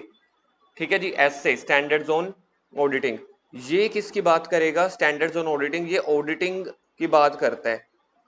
SRE, ये रिव्यू की बात करता है, नाम से ही क्लियर है। SA, standards on auditing which applied in the audit of historical financial information. जितने भी स्टैंडर्ड अगर आपको फॉलो करने हैं, क्या के लिए फॉलो करने हैं? जो आप फाइनेंशियल स्टेटमेंट की ऑडिट कर रहे हो उसके लिए आपको ऐसे फॉलो करने हैं। अगर आप हिस्टोरिकल इंफॉर्मेशन का रिव्यू करना चाहते हो तो स्टैंडर्ड्स ऑन रिव्यू एंगेजमेंट यानी कि SRE, standard on review engagement आपको फॉलो करने पड़ेंगे। अगर ऑडिट करनी है तो ऐसे फॉलो करने पड़ेंगे। अगर आपको रिव्यू करना है तो किस चीज का रिव्यू करना है? हिस्टोरिकल डेटा का, तो SRE फॉलो करने पड़ेंगे। लेकिन अगर आप अदर देन ऑडिट और रिव्यू करना चाहते हो, अदर देन ऑडिट और रिव्यू ऑफ, मतलब ऑडिट और रिव्यू करना चाहते हो लेकिन other than historical financial information का, तो उसके लिए आपको SAE अप्लाई करने पड़ेंगे, स्टैंडर्ड्स ऑन एश्योरेंस एंगेजमेंट। और अगर आप standards on related service which apply in agreed upon the procedure, कि आपको किसी काम के लिए बुलाया गया है या कंपाइलेशन एंगेजमेंट के लिए बुलाया गया है या अदर रिलेटेड सर्विस के लिए बुलाया गया है, तो ना आप ऐसे फॉलो करोगे, ना SRE फॉलो करोगे, ना SAE। फिर आपको SRS फॉलो करने पड़ेंगे, स्टैंडर्ड्स ऑन रिलेटेड सर्विसेज। ठीक है जी, ये आगे नंबर 1। सबसे पहले क्या है? स्टैंडर्ड। स्टैंडर्ड के दो पार्ट है, SQC और engagement standard. Engagement standard issued bye ICAI। सबसे पहला नंबर 1 स्टैंडर्ड्स ऑन ऑडिटिंग। अगर आप ऑडिट करना चाहते हो किस चीज की? हिस्टोरिकल डेटा की, तो आपको ऐसे फॉलो करने पड़ेंगे। अगर आप रिव्यू करना चाहते हो, किसका रिव्यू करना चाहते हो? फिर से हिस्टोरिकल डेटा का, SRE फॉलो करना पड़ेगा। अगर आप अदर देन हिस्टोरिकल डेटा का, अदर देन हिस्टोरिकल डेटा का ऑडिट या रिव्यू करना चाहते हो, other than historical data, other than, अगर हिस्टोरिकल डेटा करना है तो ऊपर ऐसे SRE फॉलो करो, अदर देन हिस्टोरिकल डाटा करना है तो ऐसे ही। इनके अलावा बाकी कुछ भी बन गया, कोई प्रोसीजर परफॉर्म करता है, कोई कंपाइलेशन करना है, या अदर सर्विसेज करनी है, या अदर सर्विसेज करनी है आपको क्लाइंट की, तो उसके लिए आपको क्या करना पड़ेगा? SRS फॉलो करने पड़ेंगे। पर्पस क्या है इनका? इन स्टैंडर्ड का पर्पस है हाई क्वालिटी स्टैंडर्ड्स एस्टेब्लिश करना, या फिर किसके एरिया में? फाइनेंशियल स्टेटमेंट के एरिया में, या फिर एश्योरेंस के काम में, ताकि आप लोग थोड़ा हाई स्टैंडर्ड, अपने हाई क्वालिटी स्टैंडर्ड फॉलो कर सको। तो नंबर 1 वही आ गया जो हमने ये चार्ट बनाया था ना, नंबर 1 जो हमने ये चार्ट बनाया था, हमने चार्ट समझ लो A इसका बनाया, B इसका, या फिर हम इसको काम करते हैं, A को एंगेजमेंट स्टैंडर्ड कर लेते हैं, B को कर देते हैं क्वालिटी कंट्रोल। तो ये आपका A पार्ट शुरू होने वाला है, सही मायने में A पार्ट। ठीक है जी, क्या शुरू हो रहा है? ये एंगेजमेंट स्टैंडर्ड्स के अंदर जो 4 चीजें हैं, सबसे पहले SA, तो ये SA फॉलो हो रहे हैं जी, स्टैंडर्ड्स ऑन ऑडिटिंग क्या होते हैं। फिर उसके बाद दूसरा क्या आएगा? SRE। फिर उसके बाद नीचे आएगा स्टैंडर्ड्स ऑन ऑडिटिंग, कह रहे हैं ये ऑडिट ऑफ फाइनेंशियल स्टेटमेंट, किसके कंटेक्स्ट में है? Audit of financial statement of independent auditor. Standards on auditing historical financial information की ऑडिट करते हैं। These establish a high quality benchmark, and are followed by the auditor in conduct. कह रहे हैं ये स्टैंडर्ड जो है ना हाई क्वालिटी बेंचमार्क एस्टेब्लिश करते हैं ऑडिटर के द्वारा, ताकि कंपनी की फाइनेंशियल स्टेटमेंट अच्छी लगे। ऐसे जो है वो कहां से कहां तक फॉलो किए जाते हैं, कहते हैं ranging from overall objective of independent auditor, auditing documentation, planning, identification and assessing the risk of material misstatement, auditing, sampling. ये सारे पता क्या है, ये सारे एसए की सीरीज है। एसए में कुछ सीरीज होती है कि अगर आपको एविडेंसेस ऑब्टेन करने हैं तो क्या लगेगा, ठीक है जी, एविडेंसेस ऑब्टेन करने हैं तो क्या स्टैंडर्ड फॉलो करने हैं, इंडिपेंडेंट ऑडिट करनी है तो ऐसे 200 था जो हमने देखा था, इन ऑडिट सैंपलिंग करनी है, ऑडिट एविडेंसेस ऑब्टेन करने हैं, इसके लिए सारे ना एसए की सीरीज बनी हुई है। तो वो एसए की सीरीज आपको फॉलो करनी पड़ेगी अगर आप फाइनेंशियल स्टेटमेंट के ऊपर ऑडिट करना चाहते हो। फाइनेंशियल स्टेटमेंट के ऊपर अगर आप ऑडिट करना चाहते हो तो आपको ये वाले सारे एसए फॉलो करने पड़ेंगे। एसए की सीरीज होती है 100 से लेके 89 तक। जैसे इसके बीच में एसए 200 आया था, सीरीज क्या है, सीरीज ऑफ एसए क्या है, सीरीज ऑफ एसए है 100 से 899, मतलब कि स्टैंडर्ड्स के नेम गिवन है। फॉर एग्जाम्पल इन्होंने कुछ एग्जाम्पल बनाए, जैसे कि ऐसे 200 हमने स्टार्टिंग में पढ़ा था। ऐसे 200 क्या की बात करता है, objective of independent auditor and conduct the audit with the SAs. तो ऐसे 200 बात यही करता है कि स्टैंडर्ड के अकॉर्डिंग आपने ऑडिट करनी है। ऐसे 230 आपकी बात करता है ऑडिट डॉक्यूमेंटेशन को लेके कि क्या क्या आपने डॉक्यूमेंट्स मेंटेन करने हैं। ऐसे 315, 500, ऐसे बहुत सारे स्टैंडर्ड्स हैं, 25-30 स्टैंडर्ड्स हैं जिनके नेम्स अलग अलग हैं, 200, 230, 315, 500, 510, 520, 530, 550, ऐसे अलग अलग स्टैंडर्ड्स के नेम हैं जो आपको बताते हैं कि अगर आप ये वाली आइटम या ऐसा कुछ चेक कर रहे हो तो आपको ये वाला स्टैंडर्ड नंबर फॉलो करना है। जी हाँ, बात समझ में आ गई। लास्ट स्टैंडर्ड जैसे फॉर एग्जांपल यहाँ पे दिया हुआ ऐसे 700, जब आप पूरी ऑडिट कर लेते हो आपको रिपोर्ट देनी होती है, तो रिपोर्ट के लिए आईसीए ने एक अलग से स्टैंडर्ड बनाया ऐसे 700, उसके अकॉर्डिंग अपनी रिपोर्ट तैयार करना, ठीक है जी। तो एंगेजमेंट स्टैंडर्ड का पहला हो गया standards on auditing. Engagement standard का दूसरा कौन सा था, SRE, standard on review engagement. तो ये क्या होता है, स्टैंडर्ड ऑन रिव्यू एंगेजमेंट, जो बात करेगा review of historical financial information, ये रिव्यू करता है। तो रिव्यू किस चीज की करनी है हमने, फाइनेंशियल स्टेटमेंट की। जो आपको हमें पता है, हमने पहले पढ़ लिया, ये लिमिटेड एश्योरेंस प्रोवाइड करता है which is lower than provided by audit. Audit reasonable assurance provide करता है, तो रिव्यू वाला थोड़ी सी कम लिमिटेड एश्योरेंस प्रोवाइड करता है। इसमें थोड़े से प्रोसीजर कम होते हैं, हमने पहले ही पढ़ लिया था एज कंपैरिजन टू ऑडिट। तो जो जो की पॉइंट्स है मैं आपको पहले ही सर्कल करवाता चला जा रहा हूं, ठीक है जी। ये क्या करेगा, फ्यूअर ऑडिट प्रोसीजर परफॉर्म करता है, लेकिन लेकिन ये एविडेंसेस जरूर ऑब्टेन करेगा। मतलब ऐसे नहीं है कि बिना देखे सब कुछ करता रहेगा, नहीं जी नहीं। ये मतलब रिव्यू जब भी आपने करना है, किसी भी चीज का रिव्यू करना है, सफिशिएंट एप्रोप्रिएट ऑडिट एविडेंसेस जरूर ऑब्टेन करने हैं। चाहे इसका एग्जांपल दिया हुआ कि जब ऑडिटर परफॉर्म करता है review of interim financial information, interim financial information जो कंपनी के अंदर बनी हुई है, ऑडिटर उसको रिव्यू करना चाहता है, तो थोड़े से कम प्रोसीजर लगाएगा, रीजनेबल एश्योरेंस नहीं मिलेगा, लिमिटेड एश्योरेंस मिलेगा। हिस्टोरिकल फाइनेंशियल इंफॉर्मेशन की ही ऑडिट करता है ये भी। एग्जांपल देखो एसआरई के एग्जांपल, इसकी सीरीज होती है 2400, 2410। जैसे इन्होंने बोला जो हमने एक स्टैंडर्ड बनाया, standards on review engagement number 2400, जो किस चीज के बारे में है, review of historical financial statement. फिर एक और स्टैंडर्ड बनाया 2410 जो interim financial information performed by the independent auditor, जो कंपनी के अंदर ऑलरेडी डेटा सारा कुछ बना हुआ है, फाइनेंशियल स्टेटमेंट बनी हुई है, उसकी ऑडिट करना।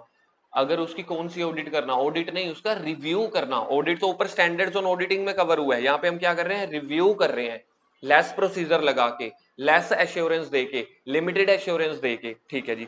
उसके बाद 15.3 कह रहे हैं, पहले तो इन्होंने नोट दिया, कह रहे बहुत एसए और एसआरई हिस्टोरिकल डाटा की करते हैं। Number 3 assurance engagement, assurance engagement है तीसरा, एसएई बोलते हैं। इसमें कौन से मैटर आएंगे, अदर देन हिस्टोरिकल। कह रहे हैं ये स्टैंडर्ड तब लगाना अगर कोई ऑडिटर काम चेक कर रहा है, कोई एंगेजमेंट कर रहा है, कोई रिपोर्ट एश्योरेंस रिपोर्ट देना चाहता है, लेकिन वो फाइनेंशियल इंफॉर्मेशन पे नहीं, हिस्टोरिकल इंफॉर्मेशन पे नहीं, किसी फ्यूचर के। तो इसलिए कह रहे हैं ये do not include the audit और रिव्यू ऑफ हिस्टोरिकल। अगर आपको हिस्टोरिकल डेटा के ऊपर ऑडिट करना है तो ऐसे फॉलो करो, हिस्टोरिकल डेटा के ऊपर रिव्यू करना है तो एसआरई फॉलो करो 2400, 2410। और अगर आपको अदर देन हिस्टोरिकल के ऊपर देना है तो फिर आपको क्या करना पड़ेगा, आपको एसएई फॉलो करने पड़ेंगे। एसएई जैसे फॉर एग्जांपल अगर आप एग्जामिनेशन करना चाहते हो प्रोस्पेक्टिव फाइनेंशियल इंफॉर्मेशन की, ऑलरेडी पढ़ चुके हैं, अगर आपको प्रोस्पेक्टिव फ्यूचर वाले किसी डेटा को देखना है तो आपको SAE फॉलो करने पड़ेंगे। ये आपको ध्यान में देखना है कि ये रिपीट है, note a historical financial information, ठीक है जी, हमें पता है। तो इसका एक एग्जांपल फॉर एग्जांपल है, अगर आप उसका डिजाइन या operation of internal control, company के अंदर इंटरनल कंट्रोल कैसे लगे हुए हैं, सही से सिक्योरिटी गार्ड खड़ा है कि नहीं, क्वालिटी चेक सही से होता है कि नहीं, सेल परचेज का डाटा सही से मेंटेन होता है कि नहीं, डेटा प्रोसेसिंग सही हो रही है कि नहीं, मतलब कंपनी का इंटरनल कंट्रोल अगर आप चेक करना चाहते हो तो आपको SAE फॉलो करना पड़ेंगे। SAE की सीरीज नंबर स्टैंडर्ड नंबर 3400 है, 34। कि अगर आप प्रोस्पेक्टिव फाइनेंशियल इंफॉर्मेशन की एग्जामिनेशन करना चाहते हो तो ऑडिट नहीं करोगे, रिव्यू नहीं करोगे, उसकी एग्जामिनेशन करना चाहते हो तो SAE फॉलो करके आप उसके इंफॉर्मेशन चेक कर सकते हो। या फिर अगर आपको compilation of pro forma financial information included in prospectus, prospectus के बीच में अगर कुछ भी ऐसी इंफॉर्मेशन है, कंपाइलेशन मतलब जो डेटा उसके बीच में ऑलरेडी इंक्लूडेड है, अगर आप वो चेक करना चाहते हो कि सच में कंपनी से रिलेटेड ये सारा कुछ ठीक है कि नहीं है, उसके लिए भी आपको ऐसे 3420 फॉलो करना पड़ेगा। लास्ट आपके पास आ रहा है SRS नंबर 4। SRS ये रिलेटेड सर्विसेज के लिए स्टैंडर्ड्स हैं। These standards apply in the engagement to perform agreed upon procedure, मतलब अगर आपने ऑडिटर को बोला कि भैया कोई एक काम कर दो, मेरी बैलेंस शीट चेक कर दो, मेरे P&L के डेटर्स, बैलेंस शीट के डेटर्स चेक कर दो, P&L में बैड डेट्स की आइटम चेक कर दो, डेप्रिसिएशन का चार्ट चेक कर दो, फिक्स्ड एसेट्स की सारी डिटेलिंग चेक कर दो, तो उसके लिए आपने ऑडिटर को अपॉइंट किया है, इसको बोलते हैं रिलेटेड सर्विसेज। फॉर एग्जाम्पल आपने एंगेजमेंट परफॉर्म करना है agreed upon procedure, agreed upon procedure मतलब क्लाइंट कह रहा है ये प्रोसीजर लगा के ठीक है मेरा काम कर दो, तो उसके ऊपर एग्री आपने किया है। तो auditor to perform certain procedure involving the item of financial data, जैसे कि कोई अकाउंट पेबल चेक करना है, मतलब कि creditor bill payable, account receivable check करना है, purchase from related parties, related party जो हमारी कंपनी के साथ जुड़ी हुई पार्टीज हैं, उनसे अगर आपने कुछ सामान सेल परचेज किया वो चेक करना है। इन सभी चीजों को चेक करने के लिए ठीक है, जो आप एंगेजमेंट कर रहे हो, काम कर रहे हो, तो आपको फिर क्या फॉलो करना पड़ेगा, क्या प्रोसेस फॉलो करना पड़ेगा, आपको SRS वाले स्टैंडर्ड फॉलो करने पड़ेंगे। An engagement which practitioner may be called upon two assist the management, यहाँ पे हम मैनेजमेंट को असिस्ट कर रहे हैं, उनकी हेल्प कर रहे हैं with the preparation and presentation of historical information without obtaining the assurance on information, मतलब एश्योरेंस नहीं देना। सच type of compilation engagement fall in the category of related service, मतलब आप उनको हेल्प कर रहे हो कि कैसे कंपनी की फाइनेंशियल इंफॉर्मेशन को प्रेजेंट किया जाएगा, प्रिपेयर किया जाएगा, और फिर उसके बाद प्रैक्टिशनर एक रिपोर्ट इशू कर देगा clearly stating that it is not an assurance engagement. यही मैं आपको बार बार बोल रहा हूं, ये एश्योरेंस एंगेजमेंट के काम नहीं कर रहे, आप अदर काम कर रहे हो। फॉर एग्जाम्पल एक वैसे ही एक देसी एग्जाम्पल दे देता हूँ, आप ऑडिट करने गए, उन्होंने बोला यार हमारे घर वालों की IT का भी भर देना, रिलेटेड सर्विसेज है, एक काम करो हमारी कंपनी का ना bank reconciliation statement, although these are covered under the audit of financial statement, एक एग्जांपल दिया कि कुछ रिलेटेड आप हमारे काम कर देना, ठीक है जी, और इसके ऊपर कोई भी ओपिनियन पेश नहीं किया जाता, क्योंकि आप एश्योरेंस काम ही नहीं दे रहे, जब एश्योरेंस काम नहीं दे रहे तो यहाँ पे आपको रिपोर्ट भी नहीं दी जाएगी। No opinion, no opinion no reporting, no opinion no reporting, ठीक है जी, तो ये वाले काम है। These type of services are called issued practitioner responsibility, ठीक है, इसकी जो सीरीज चलती है वो चलती है 4400 4410। 4400 कह रही है एग्रीड अपॉन प्रोसीजर कर लेना, agreed upon procedure, agreed upon procedure क्या होता है, जो दोनों पार्टी में डीलिंग हो गई कि ये वाला काम एग्री है, ये आपने करके देना, या फिर कंपाइलेशन एंगेजमेंट, मतलब फाइनेंशियल स्टेटमेंट के डाटा को कंपाइल करना, चेक करना, फलाना, ठीक है जी। ये सारे कलेक्टिवली जितने भी हमने ये चारों पढ़े, इनको कलेक्टिवली बोल दिया जाता है एंगेजमेंट स्टैंडर्ड्स, और ये कौन इशू करता है, काउंसिल ऑफ ICAI इशू करते हैं वाले सारे स्टैंडर्ड। आगे आ गया स्टैंडर्ड नंबर 2, जिसको हम बोलते हैं SQC, क्वालिटी कंट्रोल स्टैंडर्ड, या स्टैंडर्ड ऑन क्वालिटी कंट्रोल। देखो standard on quality control CA firm पे लग रहा है, आप इसको ऐसे समझ सकते हो, ऑन CA फर्म्स, कि क्या CA फर्म क्वालिटी मेंटेन कर रही है कि नहीं कर रही, ऑडिट करने के लिए SQC have been issued to establish the standards and provide guidance regarding a firm's responsibility, मतलब एक CA फर्म को रिस्पॉन्सिबल यहाँ पे बनाया गया कि आपकी रिस्पॉन्सिबिलिटी है for it system of quality control, क्या आप क्वालिटी कंट्रोल मेंटेन कर रहे हो for the conduct of audit या review and for other than assurance, मतलब ये सारे काम करने के लिए देखो ये आ गया जी क्लाइंट, क्लाइंट ने किसको अपॉइंट किया? ऑडिटर को। ऑडिटर क्या कर रहा है? एंगेजमेंट स्टैंडर्ड फॉलो कर रहा है। कौन कौन से एंगेजमेंट स्टैंडर्ड फॉलो कर रहा है? SA, SRE, SAE, चौथा बोलो SRS। कह रहे हैं कि जो ऑडिटर इन सबको फॉलो कर रहा है, इन सबको अप्लाई कर रहा है, चाहे हिस्टोरिकल के लिए चाहे नॉन हिस्टोरिकल के लिए, चाहे ओपिनियन पेश कर रहा है नहीं पेश कर रहा, क्या इनको अच्छे ढंग से, क्या इसको, इसमें ये क्वालिटी मेंटेन कर रहा है कि नहीं कर रहा ऑडिटर? कहीं लापरवाही से तो नहीं कर रहा, कहीं जल्दी जल्दी तो नहीं कर रहा, कई चीजें छोड़ तो नहीं रहा? तो कुछ बेंचमार्क आईसीए ने बताए हैं, प्रैक्टिस में बताए गए हैं, ठीक है, मार्केट में बताए गए हैं, तो उसको फॉलो कर करके ही आपने, मतलब यहाँ पे फर्म के ऊपर रिस्पॉन्सिबिलिटी डाली गई है, सीए फर्म्स के ऊपर। SQC 1 जिसका एक example has been issued in this regard, it requires auditor या प्रैक्टिशनर, कह रहे हैं ऑडिटर और प्रैक्टिशनर के ऊपर जिम्मेवारी है to establish the system of quality control, कि अपना जो सिस्टम है वो क्वालिटी वाला, क्वालिटी कंट्रोल वाला सिस्टम एस्टेब्लिश करना, so that firm and its personal, यानी कि कंपनी, सीए फर्म खुद, उसके एम्प्लॉइज, उसके आर्टिकल असिस्टेंट्स प्रोफेशनल स्टैंडर्ड को फॉलो करें और रेगुलेटरी और लीगल रिक्वायरमेंट को फॉलो करें और उसके अकॉर्डिंग रिपोर्ट इशू करें। तो ये आपका कवर हो गया स्टैंडर्ड्स ऑन क्वालिटी कंट्रोल, जो सीए फर्म्स के ऊपर, उसके एम्प्लॉइज के ऊपर लग रहा है कि ये सारे स्टैंडर्ड लगाने के लिए आप अच्छे से प्रोफेशनल, दो चीजें हैं, क्या क्या फॉलो करने हैं आपको, क्या क्या फॉलो करने हैं आपको? Professional standards, professional standards follow करने हैं, प्लस और रेगुलेटरी एंड लीगल रिक्वायरमेंट आपको फॉलो करनी है, RNL। ठीक है जी, स्टैंडर्ड्स की जरूरत की होती है, ये आप अपने पढ़ लेना, स्टैंडर्ड की जरूरत होती है ताकि एक बेंचमार्क एस्टेब्लिश किया जा सके ग्लोबल प्रैक्टिसेस के, मतलब को कॉम्पीट करने के लिए। स्टैंडर्ड जो है वो इंप्रूव करता है क्वालिटी ऑफ फाइनेंशियल रिपोर्टिंग, जितनी भी आप फाइनेंशियल रिपोर्टिंग कर रहे हो उसकी क्वालिटी अच्छी हो जाती है। ठीक है जी, standards promote the uniformity, uniformity मतलब सब जगह अगर सेम चीजें फॉलो करेंगे तो उसको रिव्यू करना, उसको कंपेयर करना, अंडरस्टैंड करना, यूजर्स का कॉन्फिडेंस एनहांस होता है इससे, तो यूनिफॉर्मिटी प्रोवाइड करते हैं standards. Standards equip the professional accountants and professional knowledge, ठीक है जी, ये हमें चाहिए होती है। Standards ensured audit quality, quality तो इंप्रूव होगी ना, देखो जो हमने बताया कि इसको ऐसे ऐसे करो, अच्छे ढंग से करो, ठीक है, ये वाले बेंचमार्क्स फॉलो करो, ये वाले रूल फॉलो करो, और अगर इंडिया में सभी वो चीजें फॉलो कर रहे हैं तो इसका मतलब है यूनिफॉर्मिटी और ऑडिट की क्वालिटी बढ़ती है। Duties in related to engagement and quality control, क्या ड्यूटी है? It is the duty of professional accountant, जो भी मतलब फॉर्म जा रही है कि सारे स्टैंडर्ड फॉलो हो रहे हैं कि नहीं हो रहे, ये आपकी ध्यान, ये आपने ध्यान में रखना है। ठीक है जी, उसके बाद अगर इन केस कुछ ऐसी सिचुएशन आती है कि जहां पे स्टैंडर्ड कोई प्रोसीजर परफॉर्म नहीं हो पाया या इनइफेक्टिव हो जाते हैं, तो आप ऑल्टरनेट ऑडिट प्रोसीजर क्या लगाते हो? फॉर एग्जांपल, अगर आपको ये चेक करने के लिए दिया गया है कि बिल्डिंग का WIP क्या है, कैपिटल वर्क इन प्रोग्रेस क्या है, आपको नहीं पता चलेगा ना, तो आपको ऑल्टरनेट प्रोसीजर लगाना पड़ेगा, मतलब किसी इंजीनियर को हायर करना पड़ेगा। आप कहीं पे नहीं पहुंच पाए ऑडिट करने के लिए, वीडियो कॉल के थ्रू कर लो, टेलीफोन के थ्रू कर लो, या कोई ऐसा प्रोसीजर लगा लो कि मैं अगले दिन आ जाऊंगा, तो इसको बोलते हैं कि ऑल्टरनेट प्रोसीजर लगा लेना, जो भी आप अपना ऑडिट कर रहे हो उसके पर्पस को अचीव करने के लिए।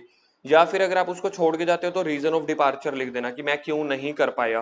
ठीक है, further report should draw the attention to such departure, अगर आप उसको छोड़ के गए हो किसी काम को, ठीक है, उसका रीजन लिख देना, डॉक्यूमेंट कर देना। और it is to be noted that a mere disclose in the report does not absolve a professional accountant for comply, मतलब कहने का मतलब ये है कि अगर आप mere disclosure in the report does not absolve the professional, मतलब अगर आपने रिपोर्ट में लिख दिया ना कि मैं ये काम इसलिए नहीं कर पाया, मैंने छोड़ दिया, ऑल्टरनेट प्रोसीजर लगाया, इससे ये नहीं है कि आप लोग बच जाओगे। Does not absolve a professional accountant from complying, मतलब ये नहीं है कि आपको स्टैंडर्ड फॉलो नहीं करने पड़ेंगे, स्टैंडर्ड फॉलो करने पड़ेंगे। ओवरव्यू, ठीक है जी, ये यही था, छोटा सा टॉपिक था, कोई ज्यादा खास नहीं था। और overview of engagement and quality control standards क्या हैं, बस ये सारा हमने कर लिया। चलो जी, चैप्टर खत्म हो गया। अंडरस्टैंडिंग वाले पार्ट आप लोग अपने आप देख लेना, और पीछे एंड में कुछ लास्ट क्वेश्चंस है। मिलते हैं अगली वीडियो में अगले चैप्टर के साथ। जो डाउट्स हैं आप लोग मुझे कमेंट कर सकते हो, या पर्सनली आप लोग मुझे डाउट पूछ सकते हो। Okay, bye bye.